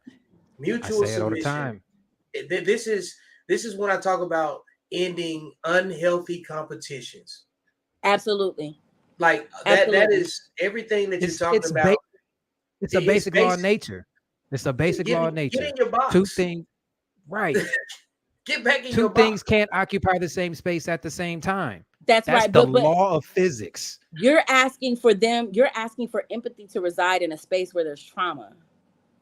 That's what you're asking for. And I'm not telling you that it's not possible, Chris. It's absolutely possible. But you cannot have empathy residing in a space of trauma until there has been compassion. Mm-hmm. And not just compassion, Black man to Black woman to Black woman. Yes, this all right. Let me shut up. Compassion for self has to be first. Has to be first. It has to be. It has to be. Has to be. The Black woman has to see herself for who she is first. And that's why when I say when women have no code, the healing has to take place in order for code to exist. Has to. It has to. Okay. And what's so awesome about your points and your opinions is that you haven't even seen the movie yet. No, I haven't. You highlighting that thing from Moana. I gotta go watch Moana now. You know what I'm saying? And find out. Because like I didn't just start saying these things. I've had visual observance, firsthand experience, been close to it, second person, third person, whatever, right? And the more I started looking at that's plenty of literature out here, you know, for men to correct themselves. There's literature out here for women to correct themselves. What is the gap in getting women to understand that? And I think one of those things is women have to be able to communicate that to other women, and women have to respect the woman that's saying it. Now, I'm saying that I might be ignorant, I might be wrong, but this is just the way that I think as a man, because like, again, when Chris wanted better in his life and he got ready to make certain transition, he was at a pivot point. He had to decide what space he wanted to be in order to take new information. So he had to take his wants, thoughts, and everything else, and at least go to a different space where that information could come to him. He could receive it. He can be coachable. He can be receptive. And then I met y'all. I'm saying, yeah, and then you met us, because all that stuff manifests when you are aligned with your purpose. If you got a purpose and you align with it, it will put you where you're supposed to be. You know, sometimes when you don't know, you're supposed to be there. And then generally speaking, when you're in any one of these spaces, You got more information than you ever thought that you'd have. And so much more information, it makes you say, dang, I wasted a lot of time. And it makes you have remorse. And you have to stop for a second and almost say, nope, I didn't know what I didn't know at the time. I didn't have the skill to access that talent. I didn't have a way to sustain it or project it. So I'm learning this right when I'm ready to absorb it. You know what I'm saying? And ready to act on it. Because there's an initial stage of regret that everybody feels when they get something. It's like, man, I've been dumb this long, you know, and then it's not even that big of a deal. But the fact is that when you get new information, you present it in the right space. How do we get, you know, like the person that wants to do better, that says they wants to do better, to digest new information, test it, stay consistent, and keep going. And I know that is an infinite struggle, but generally speaking, we talking about getting the message just to one person so they can tell the story. You know what I'm saying? About it working for them. Mm-hmm. Oh, so, Vic, you talk. That's a huge nationwide issue, Vic. I don't know how we would begin to combat that. And so then when I start hearing things like that, I start thinking about, okay, little old me, what can I do, right? Because what can I do? I'm not nationwide yet. So little old me, what can I do? Right? I'm one person. What is one thing that I can do? And the one thing that I can do is encourage other women about what I know, right? Facebook posts, making lives, having videos, having spaces with men where we have this discussion, and then having that shared in different ways in different spaces. Another big one is the same thing that I talked about, about leadership standing up in our communities, right? And I firmly believe that this leadership has to be male in the day and age that we're in. Now, it cannot be male solo. It has to be a duality because we're in the space where masculine and feminine have to come together. However, the masculine is going to have to take the lead on this. And the reason why I say so, and I know you want us to do it, right? But this is the thing. How do you want somebody that's you're saying exactly what I need to hear. You're saying exactly what I need to hear. When somebody breaks something, when they break a knee or a leg or arm or knee or something like that, they're not the person that wraps themselves up. You take them to someone who performs those actions on them. So you're expecting now the damaged person to perform the doctoring for themselves. And so I'm not saying it is impossible, but what I am saying is that sometimes that jump start is not available because I'm in the damage. Now I'm in the trauma. 90% of the time I don't even know I'm in the trauma. And so I need my Black men to say, okay, enough is enough for our community. We're not going to stand up and take this, and not in an effort to dominate the Black woman, but in an effort to hear her and her struggles, to provide the safe space, to provide. Sometimes you have to have a third party who says, okay, now hold up, this conversation ain't productive. Sis, go ahead and say what you got to say. Let's yield the floor to her. Let her say what she's got to say. And then when she gets done, let's have a productive conversation. And then when sis gets ready to start snapping and popping to, I don't like the way she blah, blah, blah, old boy say, hey, sis, we appreciate the fact that you feel offended by what she said, but do you have anything productive to say about the data that she presented? You can talk to her offline one-on-one about what you didn't like about her presentation, right? But for the greater of the group, can we keep it focused on what we're talking about? And then we come and we meet each other and we allow this to happen. We allow leadership to take place in our community. We have to allow leadership in order to be led. It's really weird because women these days are kind of off. We're kind of off balance, right? We done got with the moon and we done got with the crystals and we done got with astrology and all of a sudden we no longer know ourselves. And I'm not saying that I don't mess with these things too, but what I am saying is that you cannot delve off into any of these things without understanding. You have to have understanding. And so when you are talking about feminine and masculine energy, you have to understand what everything in nature is created with purpose. Period. Nothing exists in nature will even kill something that it creates if it cannot operate according to its purpose. So we have to understand that everything operates according to purpose, masculine and feminine. You have to understand the nature of the thing that you're working with. The masculine energy brings in order. It is hot. It is aggressive. It brings in structure. Feminine energy is flowy. It is emotions. It is water. It is chaos. It is nuts if you allow it to be. The combining of the two creates a balanced stable element. You need chaos in order to bring about growth in life. You need structure in order for that growth in life to be maintained. It's just what it is. And we need to get out of this fight about man, woman, you did this, you did that, you baby mama, blah, blah. Stop it. Stop it. Stop it. Stop it. Because none of that is productive. None of that fixes anything. It doesn't fix anything. And It's a silly fight. Grown and grown, you still have the same fight. It's stupid. It's silly. So you need to understand that your feminine is chaos. It is designed to be.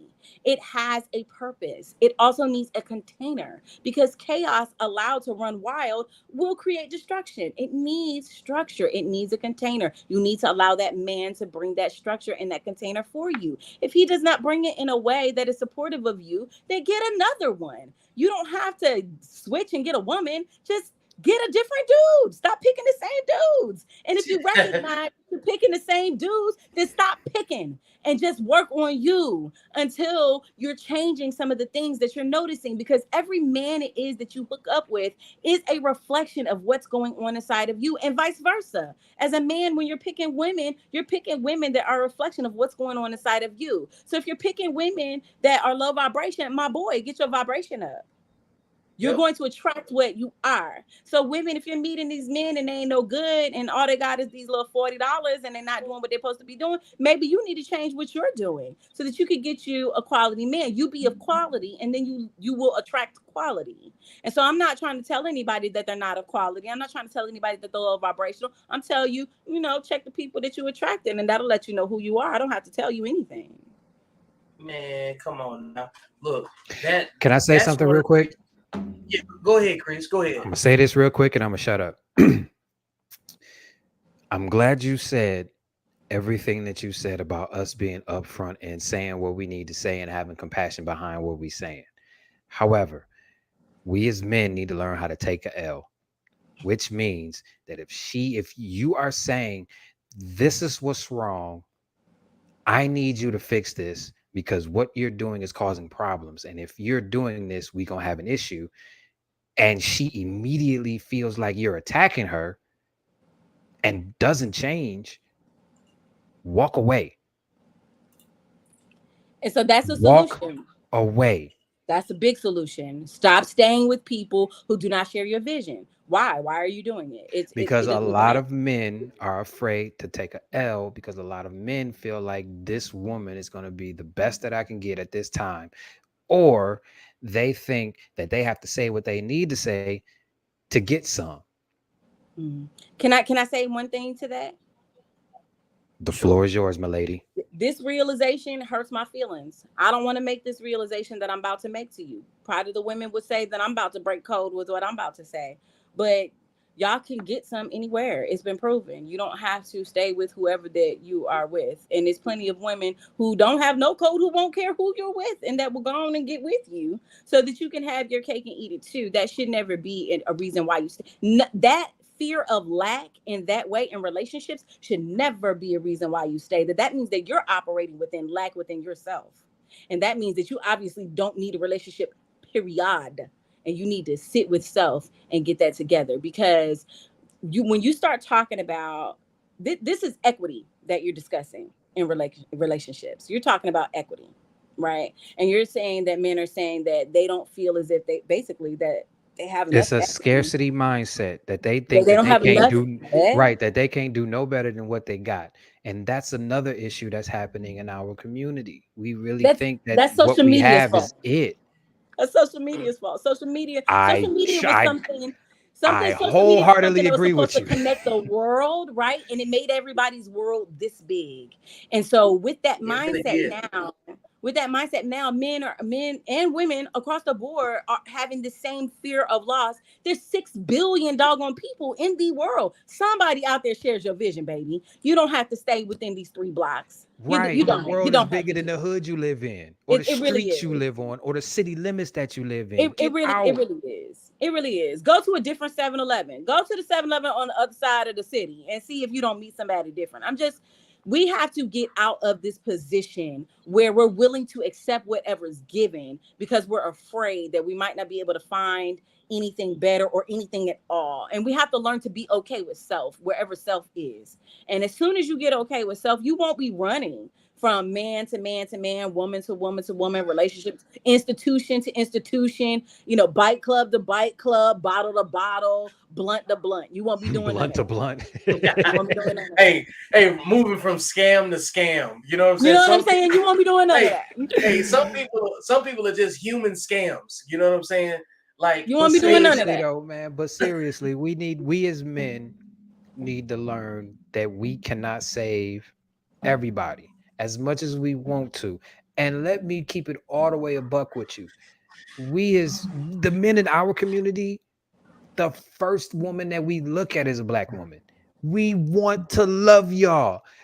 It's just that and you know what? I'm not even going to say it's all women. I'm going to say it's the women that represent women in mainstream media that women aren't telling to shut the fuck up. Those are the women that are making it seem like we got to settle for what they got instead of going to get what we want. And so this is part of that. This is why I listen, Chris, you are talking about something that I have been complaining about for years. This is why, and I'm going to say this, and this is my first time saying it in public, and I hope that the black community don't shoot me. I love y'all. But this is why I feel like integration was the worst thing we ever begged for, because now we are subject to viewing everything through a white lens, everything, because the Jews own everything. They own it. So they control what goes on TV, what happens in the media, what's on the entertainment. What you see on social media is controlled by Mark Zuckerberg's program. What's it called? The code that they put in there? The algorithm? The algorithm. Okay, so the algorithm controls what it is that you see every time you go on social media, and that's not controlled by us. That is controlled by somebody outside of us. So our social media lens, our media entertainment lens, that's why we need to have our own stuff. We need our own stuff, because everything that we see comes already filtered through that colonizer lens. So everything that we're getting is what they want us to see. They want us to see black women out there looking like they have no code. They want us to see black men out here getting shot in these streets, when really the true story is black men are out here raising their children, and women and black women are out here trying to save their sisters. We're not seeing that because they don't want us to see that. They want us to see exactly what we're seeing, because when you have a people that have no hope, then they don't try to do nothing else. So I don't even have to now have institutional racism. I don't have to, have all these voting programs that are going to keep you away from, because all I can do is control your social media, and I can keep you in that low vibrational state I want you to be in and do what I want you to do. You'll do it for yourself. I don't even have to do it anymore. Man, so word to Uncle Junior. What's going on? Yeah, we're gonna bring in Uncle Junior. You know what I'm saying, and see what he's gotten caught up on. I know he's been busy and stuff. So, what you got for me? You've been running around. Hey. I greatly appreciate you making it to the chair. Yeah, man. Hey, thank you for having me. Greetings to everyone. Appreciate it. I caught some of it. I missed the last couple of minutes, so I think the conversation kind of pivoted a little bit when I went to go take a shower. So I'm trying to catch back up right now. So give me a couple minutes, and then I'll chime back in. Yeah. We were just talking about the nonsense that we see on social media, and how the social media changes everybody's viewpoint and got everybody thinking one way when we really should be thinking another way. That's really it. Yeah. Man, while he's getting caught up, this is what I want to highlight, because there was a lot of information that both Shonda and Chris just dropped off. One of the things you talked about before was about men needing to man up in different ways, right? Ultimately, and you were beating around the bush about it. You was trying to say it the right way, but like, because I don't like that, Vic. First of all, I know what men need to do. I'm not a man. I don't know what men. I know. That's the conversation, but that's how how like you see, like, when men communicate to women, and then they'll look up and say, so basically what you're saying is, and then they rope it into something negative, and there's nothing that you said, So like, when we hear women complain, we know it's coming from a negative place in most cases. So we're like, so basically telling me I need to man up. And then that's the conversation that we hear amongst ourselves. And like, well, what do we need to do? And like, what's so funny is that Brandon just asked, well, what's step one? I know this, and I can answer this from the man's perspective. And this is why I wrote the Accountable Masculinity Manifesto. You know what I'm saying? 4 laws Step one is this right here. Men focus on men. And look, like this is what I can get into the actual banner, right? But personal accountability standards amongst reasonable men without degrading women to improve our society. Now, the other part that I didn't put on there was we aim to create solutions for the benefit of men by only discussing tangible outcomes based on our skills and networks. If we work within ourselves, everybody else is going to benefit from the positive work that we bring. That's just the bottom line.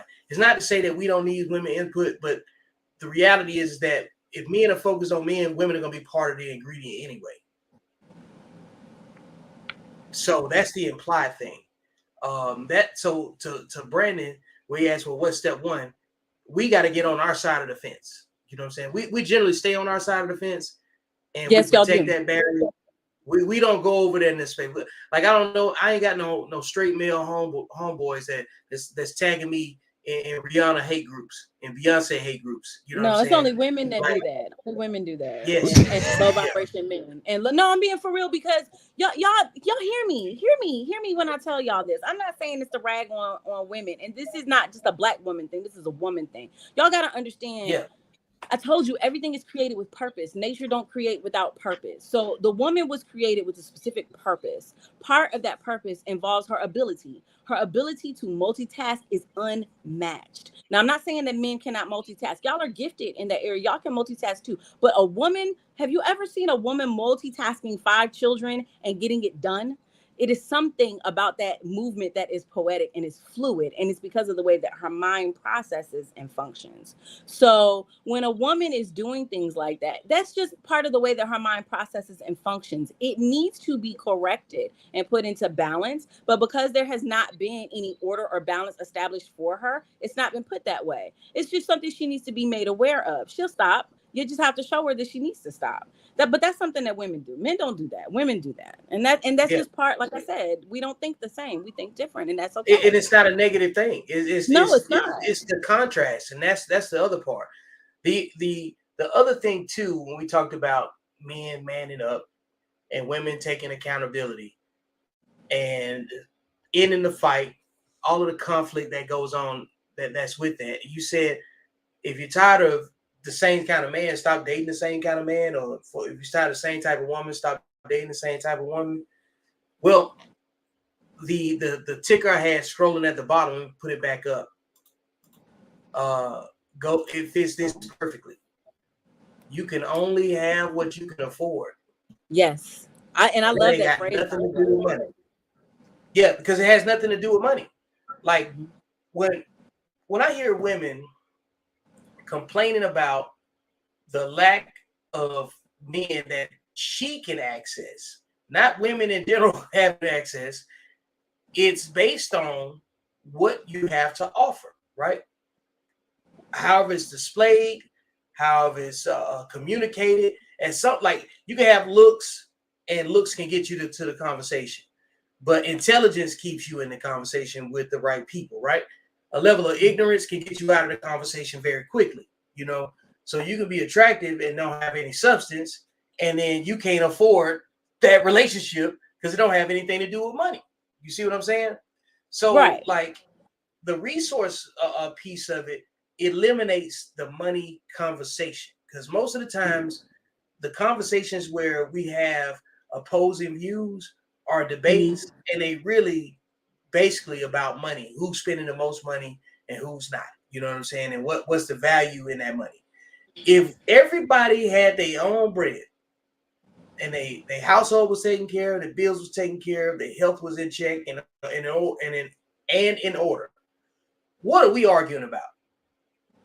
Like, really, what could you be mad about if your basic resource, like if you knew that there was a meal in the fridge, you knew that your utilities was taken care of, and any of the nuanced utilities or things that it takes just to wake up every day, if that's was taken care of, you are going to be very, very specific about who you give your time and energy to. Because the work that you do for other people, like the reason why you get up and go to work is to take care of all those things, right?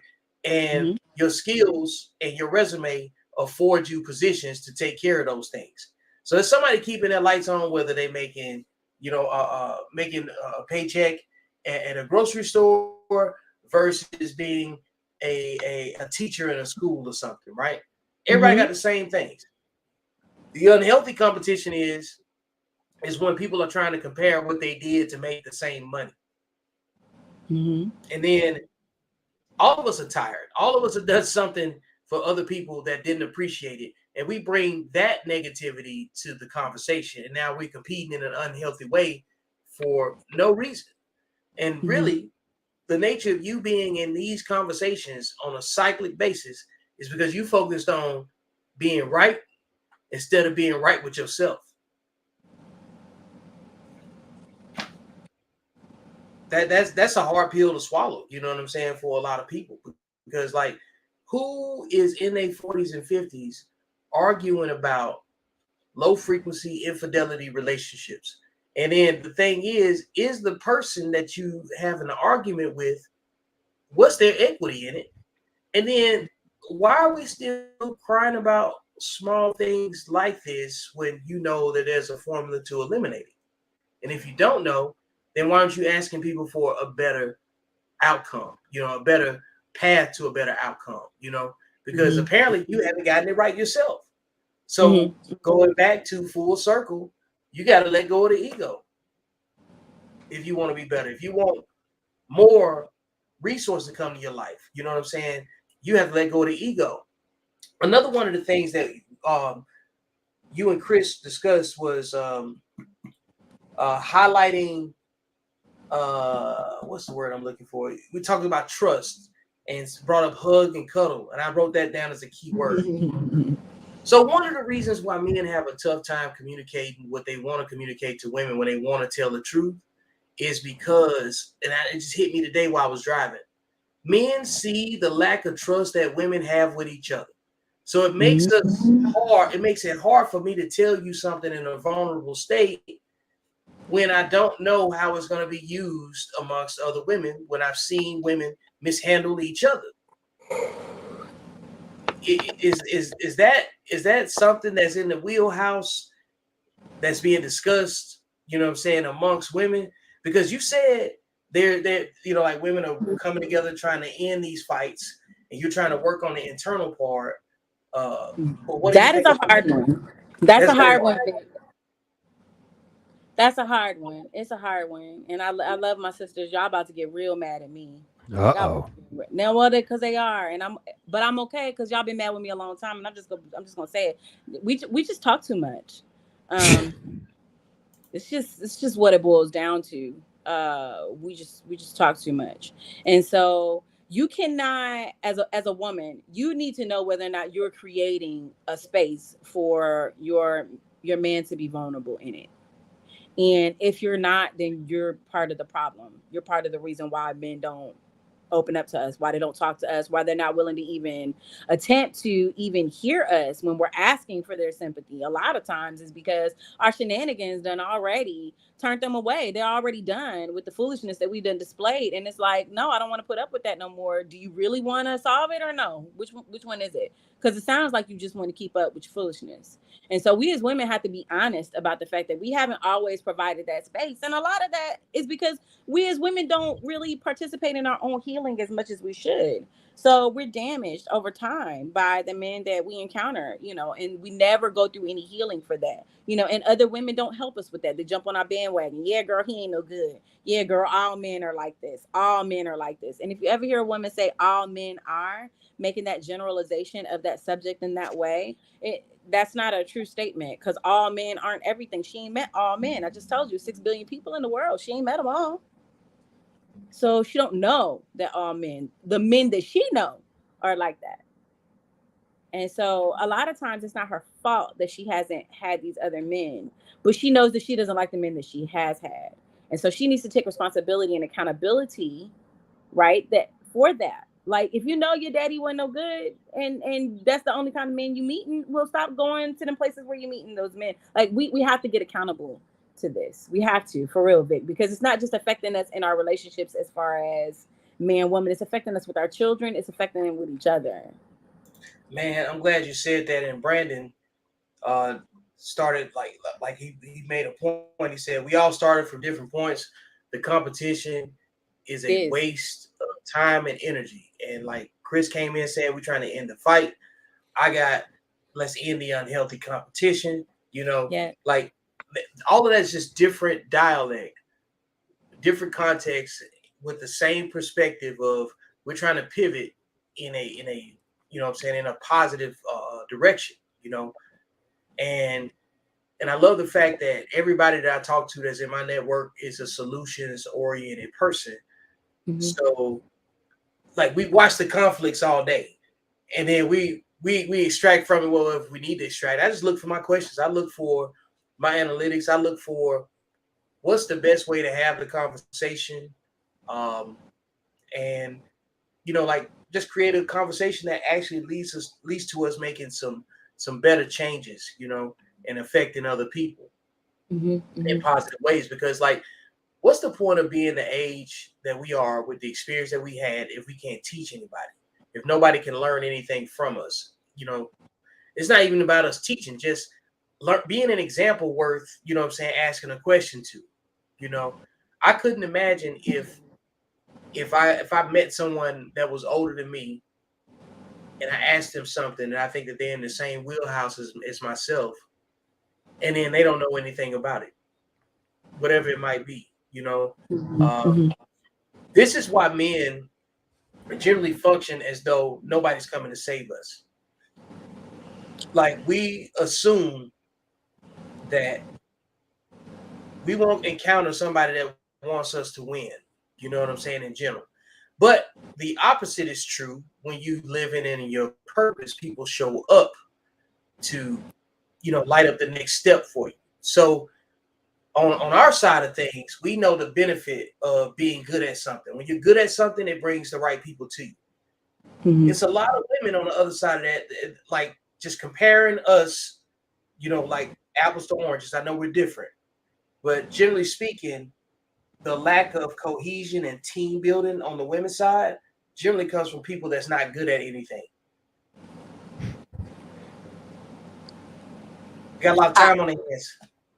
I don't know that to be true. I haven't studied that, so I can't really speak to that. But what I will speak to though is, again, and I keep saying, and the reason why I keep letting everybody know that this is a greater issue, the reason why I keep saying that is because I need us to kind of look beyond us two that are having the conversations, because the only way to continue to make the conversation continue to grow and to flourish is if we don't get bogged down by the little things. We have to understand that this is a greater issue that we're encountering, right? And so part of that greater it's bigger than us. Yeah, it is. It's much bigger than us. It's bigger than us. So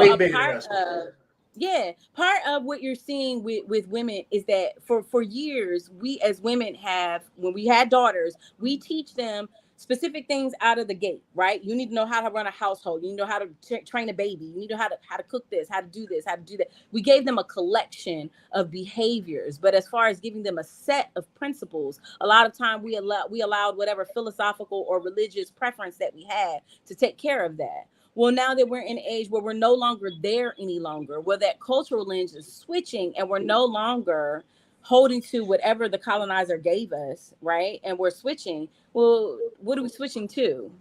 What are we knowing to do? What are we doing differently? And so this is a bigger thing within the community.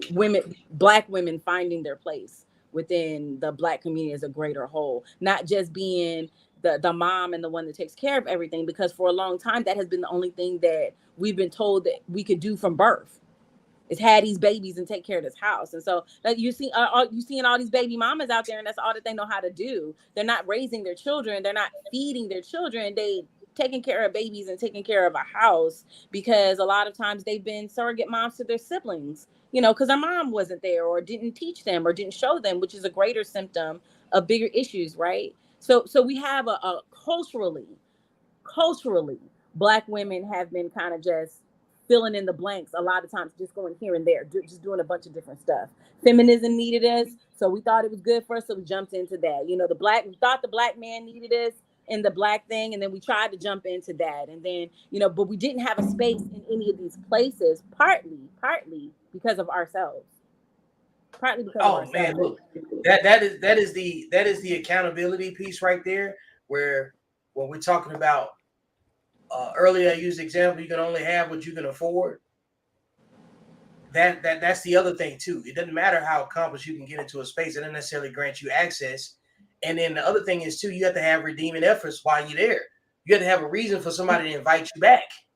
See, and women don't understand that. That's part of investment, right? You got to have some skin in the game. You can't just show up and then expect Equity. because you showed up that all of a sudden everybody is supposed to let you in a space or let you have a voice or let you be valuable in that space. Your value should precede you. Your gift makes room for you. That has to go before you. That you don't just show up in a space. You know what I'm saying? Not in the way. You got to have skin in the game. You have to have some type of equity, value, investment in and of yourself in order with which to barter, talk about, bring to, or have underneath you as foundation. And a lot of times women don't understand that.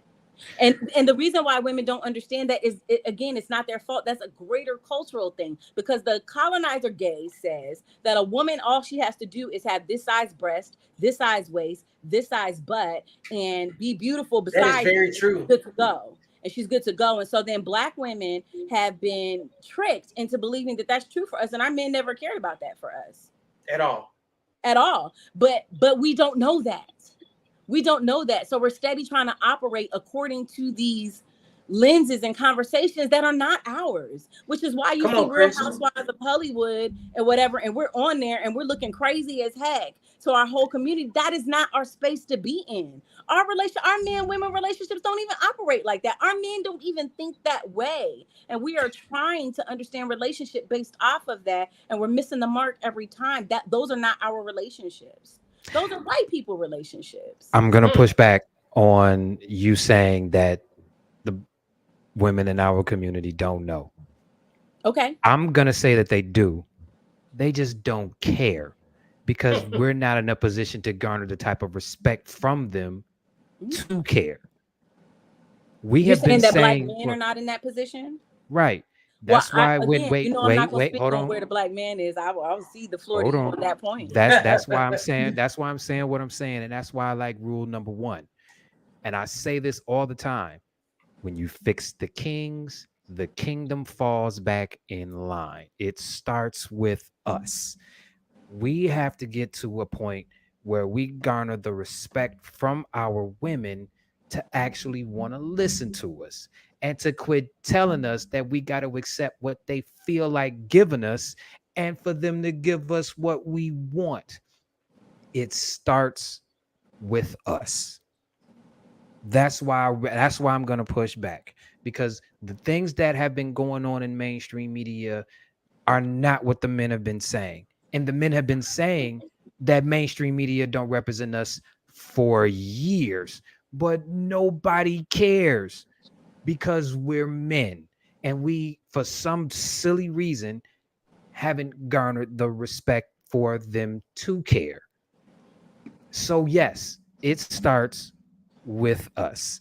Once we get to a position where it's like, hey, this is what we want, and you need to shut up and give it to us, or you need to walk the hell away, then the game will change. And I think we're starting to see that because you're seeing platforms like this where we talk about man stuff and it's not an attack on the women that we love. It's like, okay, we see this is what we see you doing. We don't like this shit. We would really like it if you did this. And if you did this, we would give you anything and everything you want. But instead, they're like, forget what you saying. I'm going to give you this and you're going to take it. And if you don't take it, you're a misogynist, you're gay, you hate women. They put you in a box. You're a narcissist, you're controlling, all of those things that none of us are. We're just like, we don't like this shit. And you representing yourself the way that you are is a reflection on us. And our reflection, we really don't want our reflection to be looking like this. So how about you straighten this part out and we'll give you the rest. And then we'll set you up to sit your ass down somewhere so that way you don't have to do all of the stuff that you claim you gotta do to be this woman that you have been for so long. Mm-hmm. No, we really want y'all to relax. We see the type of nonsense that you've had to go through. We see it and we like, okay, for the last I'm good, and I'm an 80s baby, just like you said earlier. So I've seen the whole shift. And I'm glad you brought up the whole feminism thing, because I think that feminism is a joke and a black feminist is an oxymoron, but that's a whole nother conversation. Feminism is not for us. It Feminism never was never was. It was created with never us our in fight. mind. Feminism does not benefit us in any Yeah, it type was of never, way.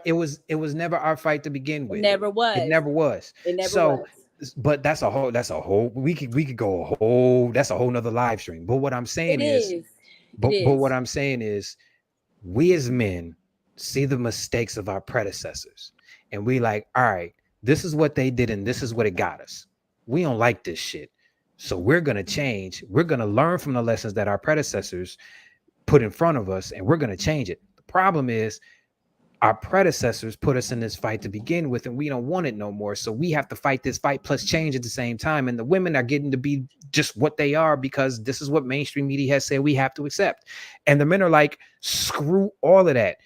You're not about to do this to us. We've heard the message for the last 60 years that we need to straighten up. We're straightening up. It's just not happening as fast as y'all wanted to, but we're straightening up. What are y'all doing? Y'all can't ask us to do this and then stay the same. It doesn't work. Right. Man. You understand what I'm saying? I do. I can. Let me get off my soapbox. No, Chris, you in there. No, I understand. No, everything you in there. saying. Mm-hmm. This is how upset I am, and this is how passionate I am about this fight that I don't want nothing to do with. Yeah. You understand what I'm saying? Mm-hmm. And like I said, when I speak on behalf of the men that didn't get this information, but are learning from what we saw. Like, hey, man, this ain't what it's supposed to be. Yeah. So we're about to make this what it's supposed to be. And you can either come with us or you can get left behind with the other people that are living miserably. And we're going to go live in this utopia over here where the women can actually chill out and be girls. Well, I'm going to be honest with you, Chris. I want to caveat it for something that you said. You said, well, why don't women sit down? No. I didn't say that. I said men want to. I don't want to get it wrong. I said men want to put women in a position where they can. It's called setting them up. Okay, good. To sit them down. Meaning, okay, good. We see the burdens that you've had to carry because our predecessors weren't there. Yes. We're here. Good. I want to caveat off of that. And thank you for correcting me because I don't want to get your words wrong. I want to make sure that I'm saying exactly what you're saying. I actually got that from Minister Jack. Okay. So I want that too. I don't want to work. I don't want to work. And I ain't trying to be funny. And I know my sisters are mad at me right now because I'm saying this. I know they are. I know they're mad. I know they're hot. The same people that are mad at you don't want to work neither. No, working is ghetto. I don't want to do that. I don't want to do that. I like that. You know what I mean? And it's not to say, and that's not to say that I don't want to be productive. So hear me well. And so there's not enough of our men that are saying what you are saying and saying it loud. It's too many Pookies and Ray Rays out here that are not saying the same things that you're saying. And so that's what these women are experiencing. And I know for a fact that they're experiencing because I know that's what I experienced. My father was very different as far as men go. And he kind of taught me. He told me a couple of weeks ago, this is the first time him telling me, he said, I already knew that you and your sister were going to be rebellious. He said, when y'all were born, I could already feel it in the way that y'all acting, but I had to give y'all boundaries within that rebellion. And I said, okay, is it? Let me sit with myself. Is that real? Do I have that rebellious nature? No, I got that. That's me. I can accept that. Cool. I received that. I might be a little rebellious, every now and then. But he said that, right? And I recognized him saying it. And I recognized the way that he treated me when I was younger. I also recognized he wasn't the loudest voice. Men like my cousins were. And men like my cousins were, they were closer to my age. And they were sleeping around with every girl. And they were older. And they were coming to the high school and picking up the high school girls. And they were, giving them alcohol and giving them weed and, introducing them to things that they weren't ready for. Young girls, 16, 17. We always talk about, young girls want to date older men. But why are they wanting to date older men, though? Because those older men are pursuing them. Those older men are giving them that attention. Those older men, a lot of times, are doing what those women's fathers are not doing. Them girls ain't looking for them old men. They looking for their daddies, and their daddies ain't present. And so they're finding these old men that are acting in ways that seem like a good thing to them because that's the way that a man should act in their life. And they're latching on to that because of the lack in their life already.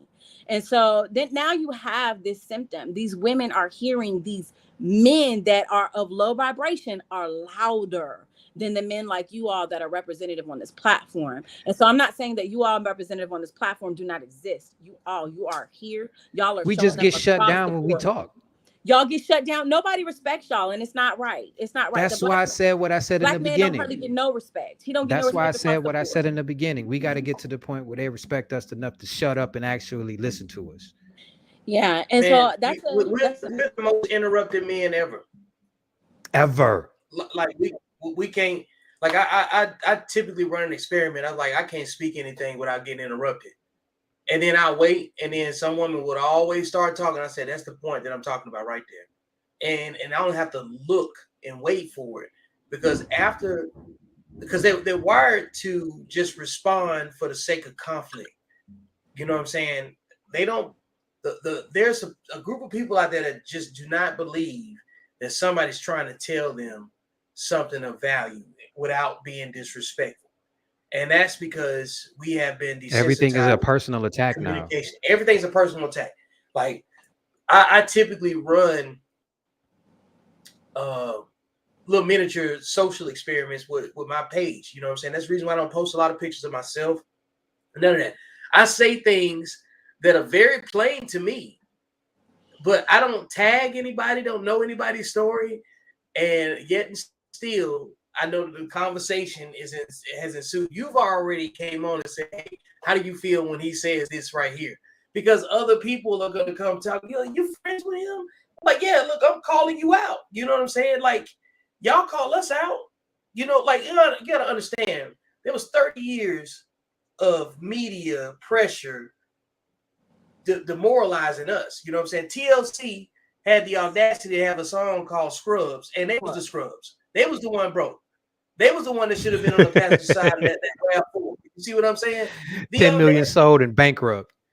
Bro, like we live at a time where there's a group of people that has more audacity than discipline, and it's cool to be on that spectrum. And then once you get in it and it breaks down again, like, well, who's on that side of it? You know what I'm saying? Is it men? Is it women? Like, when you start breaking it down with who you can coach, who's receptible, who can self-correct, and ultimately, men have the capacity to self-correct because out here, nobody's coming to save you. It's a jungle, and if you can't work with some people, you're gonna run over by them, or you're gonna go extinct because nobody's coming to save you, right? But on the other side of that conversation, when you think about who's able to correct, you got to think about those that are not. Those that are not able to self-correct are still in spaces where they can go get with men and not in their own chaos. You see what I'm saying? They get to bring that chaos that you were describing to a whole nother situation and scenario. And that goes down to what Chris was saying. We have to make sure that we're in a position so our options and our behaviors attract the right people. Coming all the way down to what's scrolling at the bottom. Everybody read that with me. You can only have what you can afford. So if you got chaos in your life, what are you shopping with? Because if you're going out here, like the chaos that you have in your life that you're choosing, right? How much did it cost you to get that chaos in your life? Oh. Can I you know what I'm saying? We choose a lot of things that are cheap on the front of it, right? Mm-hmm. And it's something to do, but it's really expensive.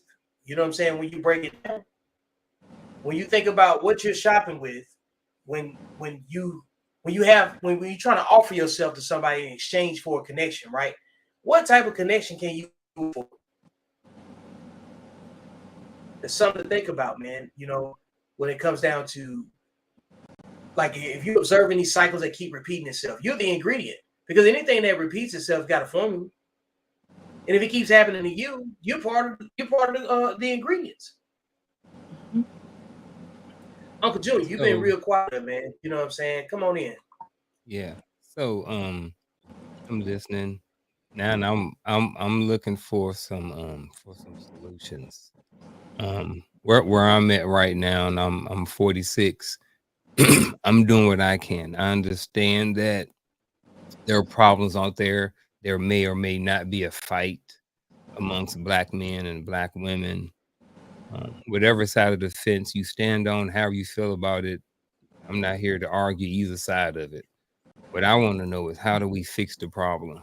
You know, what I am doing is I'm trying to get with other men around my same age with different experiences and try to have, solution based conversations, have dialogue that's beyond the surface level and beyond the regular just talking point. And how do we benefit from that? Well, we benefit from that is that the more people watch, the more people can learn um, how different men of different caliber, different walks of life can come together, have conversations that can hopefully help people bring out some solutions, which will in return help create, at some point, a better type of man. You know what I mean? That is can see what masculinity looks like, can see what different types, different levels of masculinity look like, and maybe find someone of a certain caliber that they want to emulate themselves after. You know what I mean? There may be some guy that, may really want to take to Chris and be like, I like this brother. I want to follow him. I want to, listen to some of the things he say. I know my background is similar for his, similar to his. So, and I know that, the manosphere, red pill, all these different pills, whatever like this.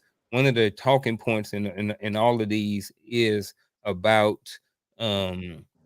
whether well, a lot of the talking points are about men need to build themselves up. You know what I mean? A lot of talking points about that. You know what I mean? Because we understand that, and if we want a certain type of woman, that we need to have a certain types of things. If we want to be able to have a wife, well, we need to be able to have a nest to be able to bring a wife into. You know what I mean? So regardless of how you feel about that, there is a lot of talking points, and a lot of men talk about those things. Um, um, at the same point, I could be wrong, but I don't hear a lot of talking points when it comes to women about how to attract those types of men that are not the Pookies and Ray Rays. So, what I mean, how do we go about helping, our sisters or whoever it is we want to help get the type of men that they want? Because those men, especially the ones who have something going for themselves, they're gonna want a certain type of woman. You know what I mean? Um, Mm-hmm.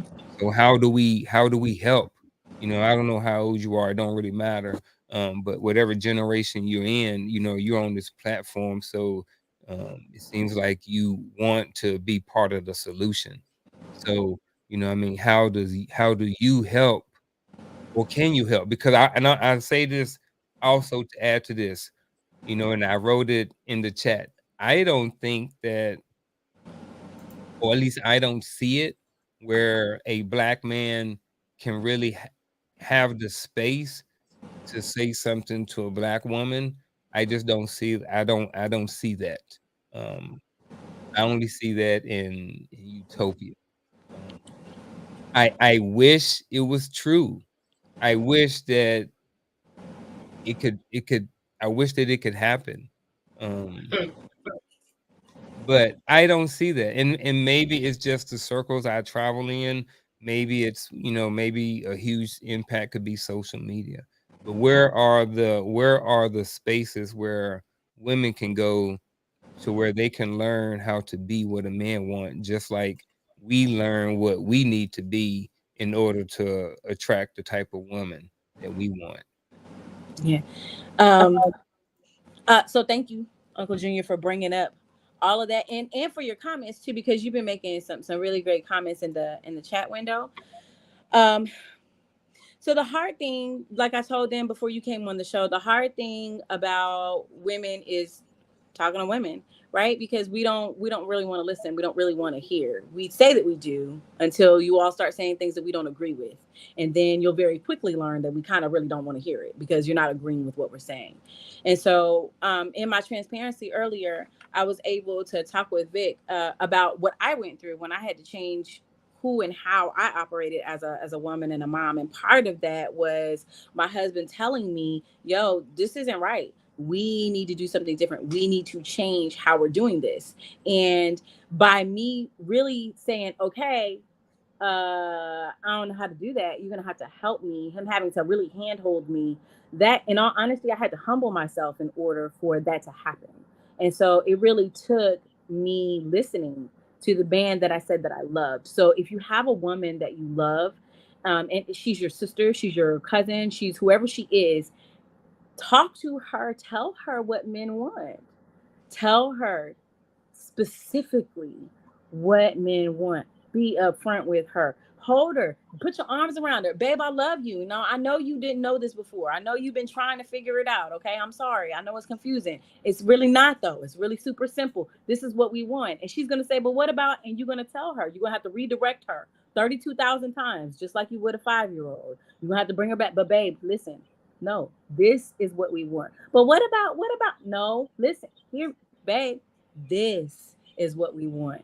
But I seen on TV, no, babe, hear me, listen, this is what we want. And then show her that that's what you want by choosing women that display that. And so if you tell me that this is what I'm supposed to be as a woman, and this is the way that I'm supposed to be to attract a man, and then you're going out and you're doing different things and picking women that don't match that, then I'm confused now because you're telling me this is how I'm going to get a man, but you're choosing women that don't look like what you're telling me to be. That is very confusing. A lot of times those are the women for right now. And Garfield, you say it all the time though. She spoke about it. Consistency. Yeah, because the thing that we're missing in the community is that we think about this as children, and we understand it when we're talking about children, but when we're talking about grown-ups, we no longer want to understand it. If you want a behavior, you have to model a behavior. People learn by what they see. Women too. And so a lot of times we think this is only men see by seeing other men. No, women see too. And so if you want that, you have to model that. You can't tell her something and then you contradict it in your actions, because when you do that, now you're telling her that it's okay that she be this way. Because a man like you will accept it when it's time to accept it. So what's the difference? Why shouldn't she be that way? She's going to get a man at some point. Why shouldn't she? You're accepting it, and you're the man that's trying to tell her and coach her about women. Why wouldn't she do what it is that you're receiving? She's looking at the women that you're with. She's looking at you. You're handsome. You're the man in my life. You're the man that I trust. You're the man that I love. Obviously, your judgment is right and good. So when you bring home these other women, okay, well, cool. That must be the way to get a man, because that's what she did. The girl that my uncle brought home that I trust and that I respect, that's the woman that he brought home. So that must be what men are attracted to. That must be what men want. And so I know that that's tough to receive, and I don't expect for you all to receive that right away. And I'm not trying to place a standard on you that women shouldn't be held to too, but we all have to model the behavior. Women can't run around here and say, I want a man who's going to, take care of the kids and be compassionate and work real hard and this, that, and the third. And then every time he goes out the door to work, you got to complain. And every time he tries to chastise his kids, you tell him not to. And every time it is that he asks you to do something, you give him attitude. You can't expect for him to act a certain way, and you don't model those same behaviors that you're expecting. This is just human nature. This is not man, woman. This is not black, white. This is people. If you want a thing, you got to model a thing.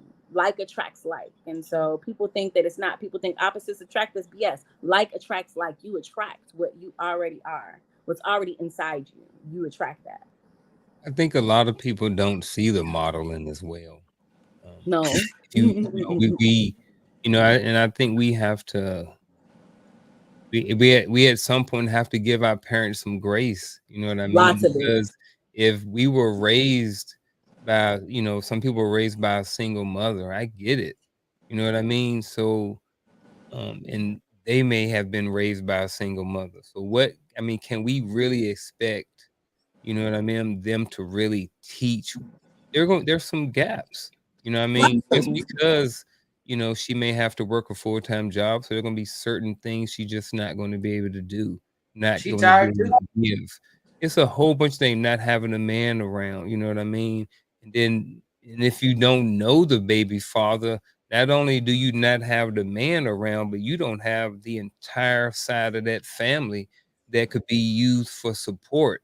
You know what I mean? So it's, you know, as you start peeling back these layers, you can see it's a whole bunch of different things. It's never just one quick fix. It's a huge problem, you know, and I think it does start with having these conversations and then having them be in the hands of the people that are willing to receive it, because everything comes by word of mouth, you know what I mean? And we got to be able to create our own space, like you said before, where the truth is being told by people with actual experiences and not just talking points that they've heard over and over and over again. You know what I mean? Everybody up here is talking from an experience and not just a talking point.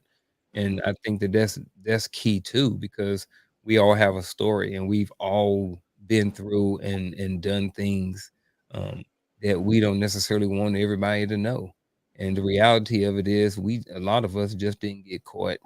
A lot of us just didn't get that girl pregnant. A lot of us had that abortion. You know, the list goes on and on and on and on. You know what I mean? And if there are a whole bunch of mistakes that's been made on both sides, but you know, not but however, um, you know, the we got to come up with some solutions. You know what I mean? We're the generation that's raising some of these young kids that's going to be taking care of us, that's going to be making decisions. You know what I mean? So if you got Yes. a son who's single or a daughter who's single and they struggling, like I'm not saying that you may not need their help, but you may need their help in the future. And if you only got one child and there's no other family and that child is struggling, you know what I mean? Like I said, I'm not, your children shouldn't be your burden. I'm not saying that. But what I'm saying, if you haven't made some of those decisions in your life, um, and you end up where you are, you know, that's, you can be in a bad way, you know. So I don't know. I think I just started rambling at the end. So No, you Man, made you some know really good what? points. Go ahead, Vic. I'm You made sorry. really good points, and at some point, you know, like when Shonda rebuttals, I want you to talk elevated dialogue tomorrow, and you know, going from there, give you a spot. Go ahead, Shonda. I just lost my train of thought. Give me just a second. Let me try to bring. Oh, you weren't rambling. No, you made some really good points, Uncle Drew, about where do we start? Where do we go? How do we? And it's just having the dialogue. So I'm gonna shout out some people real quick, Vic, if you don't mind. Go for it. I want to shout out Mr. Ronnie Russell. And the reason why I want to shout out Mr. Ronnie Russell in the city of Killeen is because him and the village are working together outside of the religious boundaries of what they believe, to kind of work within the city to have some of these types of conversations. So I know that that's a space that he uses in order to be able to speak into the greater community and have this like this all the time. And the reason why I want to shout him out is because something like what he is doing, and he doesn't only have conversations like this, elevated talk like this, high vibrational talk like this. He's also talking about like different business things that he wants to do. I think he's working with the Black Chamber of Commerce in the city of Killeen, and he's really working to give Black business owners like a platform and a way to be able to expand, not just to stay mom and pop and open Monday afternoon and Thursday morning. Oh, and you might catch us on Saturday and Sunday. We'll put our Facebook hours on there. He's making them really learn how to be consistent in business. And so the reason why I want to shout that platform out is because if we can begin to take back our community in that way, all across the nation, right, where we come together as the our generation, right? Because I know you asked Uncle Junior, and then you said it doesn't matter, but I am 41. And so then my generation, the 80 babies, it's us, right? Because our parents don't know. They didn't know, which is why the state of things is the way that it is. It's because of what our parents didn't know and what our grandparents didn't know and what our great grandparents didn't know. So now we're the generation that knows, and we're the oldest generation that knows. So then it's on us to order to impart that information to the generation that's coming up behind us and to begin to create programs in order to assist with this in our community. We have to take control of our communities and put in programs that are in place. And I ain't talking about church programs either. Like, no, outside of the church environment, this needs to be done. And I'm not putting a hit out on the Christians or anything like that. I'm not saying anything against church or nothing like that. The reason why I say this needs to be something outside of the church environment is because it needs to cater to the whole of the community. And a lot of times the Christian background does not allow for that open space. And a lot of times other people cannot receive from the church based off of the church's history. So we need to have a space that is neutral ground to all parties that are involved. That's not in competition for religion or thought process or masculinity or femininity or black or white. It is a neutral space where we're all coming together in order for collectively to work on the things that benefit our community. We need our own things. We need our own grocery stores. We need our own media. We need all of these things. And our generation has to do the work.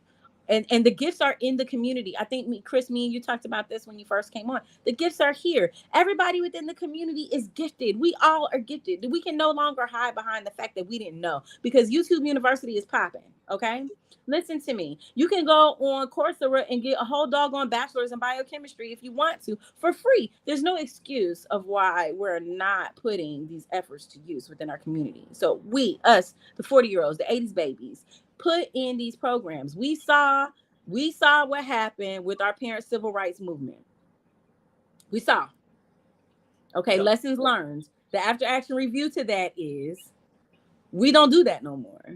We do something different. Okay? We do something different. We do something different. And we raise our children to do something different, because the thing about progress is it don't stop.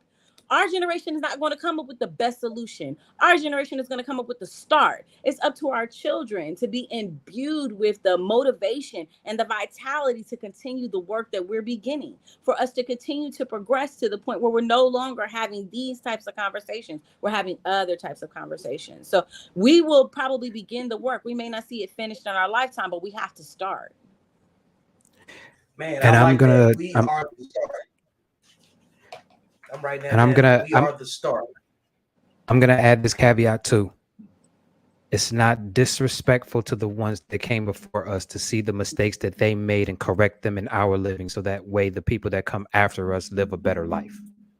We have to get over that too. It's not disrespectful to mama to say, okay, mama, you did what you needed to do here, but I can't move like you because I'm a dude. So I'm going to go this way and go link up with some men and figure out how I'm supposed to move in this society as a man. So that way, when I have my boy, I can tell my boy, hey, this is what I did. This is what you should do. You can do it if you want to, but I'm going to advise you to do this because this will lead you to a better life. If I have a girl, I'm going to say, hey, this is how I treated women in the past. I'm not saying that you should allow this, but I'm saying you should see how I treated them and move accordingly. Because the game has changed. The momentum is shifting. We understand now. You understand what I'm saying? Yeah. We understand now. Oh, absolutely. And like I said, it's not disrespectful to mama and dad for us to move differently than they did, because we live in a completely different time. We got to get over that. That is so true. Yep. Can I jump on that? Go for it. Because Uncle Junior spoke to this a little bit ago. And I hear you, Chris. Me and my mom and have this conversation all the time, and I have to tell my mom all the time, Mom, I know you feeling some type of way, but I'm not being disrespectful. I just disagree, and let me just explain to you why I disagree. And it took my mom a really long time to receive that from me. It really did, because I had to learn also too to give my mom grace, and not only just my mom, but my elders grace in that perspective, because they come from an understanding that we don't understand no more. They come from a context that we don't have no more. And so I grew up with my grandparents a lot. My grandparents made it a point to be really active in all the grandkids' lives. So all of us kind of really knew that old school understanding of raising kids. And my grandparents did not do things like say, I love you, and give you hugs and kisses and spend time with you. My grandparents did not do that. The way that they understood love was, I feed you, I clothe you. That means I love you. Survival. Right, correct. Maintaining. So then our parents then, think about this. If our grandparents are survivors, right? And now we know our parents are that gap of people who are being raised by people who are experiencing trauma from their survival. So our parents are getting the benefit of trauma parenting, not the benefit of good parenting. And so when we come against anything it is that they've done in the past, there is cognitive dissonance in them that says, oh, you're trying to tell me I'm bad. I didn't mean to be bad. I was doing the best I could. This is the way my mom and dad said do it. This is the way we was taught to do it. And so there's this panic in them that they cannot handle. And it kind of breaks at the core of them because their confidence is wrapped up in that thing.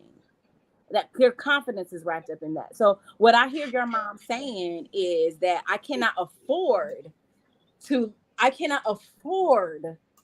for my own mindset, because it's not strong enough, for my own heart space because it's not strong enough, for my own understanding because it's not strong enough. I cannot afford to allow you to tell me that I was wrong because this is the best I know how to do.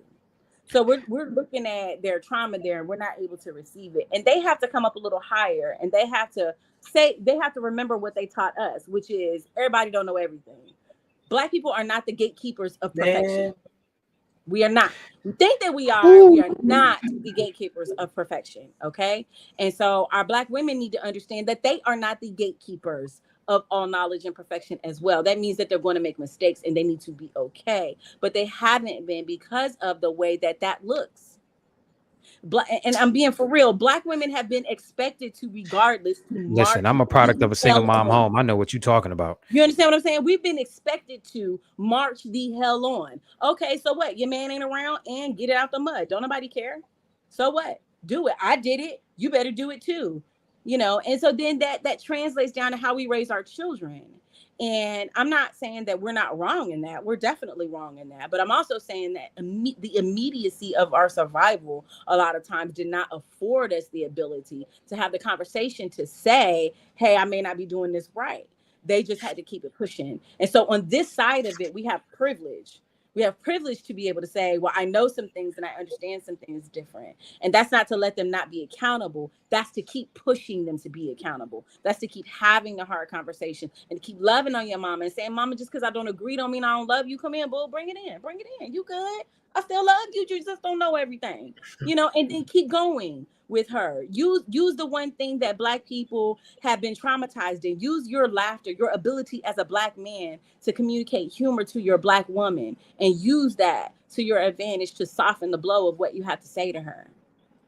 But somehow, some way, we need to be able to tell our old heads that are no longer in the fight, right? Because they've taken themselves out. We know you did the best you could, right? But I'm about to do it different, and you just got to be okay with it. And I love you. And if you want to speak in this space, you can. We don't want you to not. We want you to be here, elder. We want you to be here. But we also, too, we can't be doing the same things that we've been doing. So we need you to come with us on this journey that we're going to be better. And us to be okay, recognizing that all of them can't go with us. I said that earlier. You can't save everybody. I don't like to use Bible allusions all the time, but when Moses took the children of Israel through the desert, they did not all make it.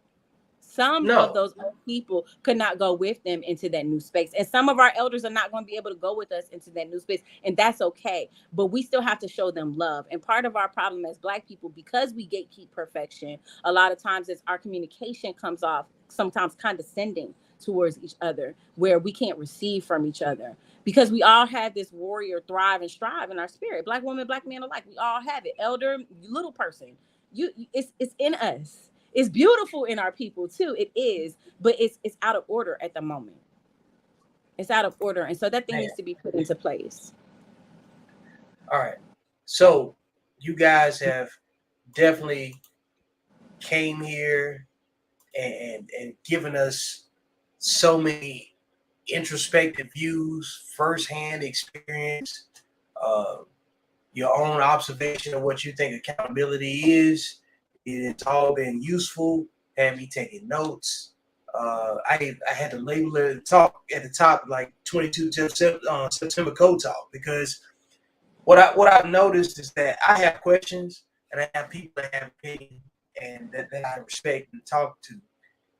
I figure I can ask my hardest questions right here, and I know how it's going to be received. It's going to be discussed the right way, and I greatly appreciate the transparency that everybody's already communicated. But I want to capture one thing before we let everybody get off here, because I need Uncle Junior to talk about elevated dialogue on Wednesdays and why it's important, and talking about self-care for men tomorrow, right?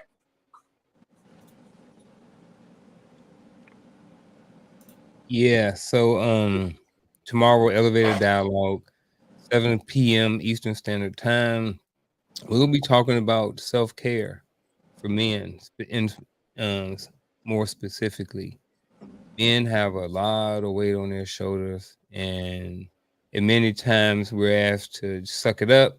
We have to keep moving, and we do. At the same time, we need to take a proactive approach when it comes to taking care of our bodies, taking care of our minds, and just taking care of our overall self. So tomorrow on Elevated Dialogue, that's exactly what we're going to be talking about. Self-care for men, why it's important, maybe some different things that we can do for self-care, some of the long-term effects of not having um, effective self-care as well. So, like I said, tomorrow, every Wednesday, 7 p.m. Eastern Standard Time, over on the Uncle Junior Network. Again, the show is called Elevated Dialogue. While you're over there, subscribe, and I look forward to each and every one of you who may watch this and may jump over there. And yeah, that's it. Word All to right. Unc. So, yeah, man, look, Shonda, I greatly appreciate you carving out some time to sit down and run your mouth and tell us everything that we need to hear from the perspective that you have, because you do a great job of slicing through the echo chamber. And the echo chamber being that if you jump in and you hear a negative thing and a bunch of people start repeating the negative thing, the positive thing sounds strange. But we have a very balanced conversation where we can discuss the order of chaos, because that's what we're really trying to marshal, you know what I'm saying? Because like you said, we just started. We just got here. We just got the ground. This is our ground zero. And we have every tool and every experience that we can go reference, such as YouTube. There's plenty of places where history is being recorded real time, where we can go see and measure behavior versus policy, outcomes. Like you said, to mention that the app action review, I want to just touch on some of the things that make for an atmosphere of accountability. You know what I'm saying? We're not meeting here to discuss a low frequency outcome. And you're right. We have to be responsible for setting that condition for the conversation that happens after we bring up the points. We're just here to ask the hard questions, kind of sift through it, and be an outline for somebody. So I just want to give you your flowers. You know what I'm saying? Firsthand, and you dedicating that kind of time. And I also want to leave you with the opportunity for final thoughts before we get off of here. So I just want to say thank you to all of you on the platform today for having me in the space to be able to talk. I count it an honor when men and women can come together and we can talk logically and reason together about the things that concern us both. Because like I told you before, Vic, we all need each other. This is a community thing, right? We're all connected and our survival depends on each other. Like our Black men can't survive without our Black women, and our Black women cannot survive without our Black men, and our children definitely cannot survive without us coming together. So I'm really just grateful to be allowed into the space, to be able to talk, to be able to chop it up with y'all, to run my mouth, as you say, Vic. And our conversations are always high level, big thought, and I'm really appreciative of that, because there's so much low vibration stuff that we could get into, and it's easy to get into low vibrational stuff, right? Because it's everywhere. We could get into it, and so I'm just grateful that spaces like this exist. And I want to applaud you, Vic, and I also want to give you back your flowers and let you know, don't stop what you're doing on your platform. I know people don't like you stirring the pot, but that's okay, because they eat from it, whether they like you stirring it or not, right? So you keep on stirring that pot, my boy, seasoning up that food, giving that rinse, and let us see ourselves for who we really are, and then come together, one to another, and reason, and let's work together to heal and progress. Thank you very much. I will get a bigger spoon, you know what I'm saying, to stir that pot. I would also enlist other people to come help stir the pot with, Um, and look, it's been great. I appreciate everybody's willingness to contribute. This has been another great episode of Code Talk. And I'm in line with Brandon right now. He says, hey, shout out to Brandon. Salute to all of you for such an open and sensible discussion. Hey, we appreciate you noticing it, brother.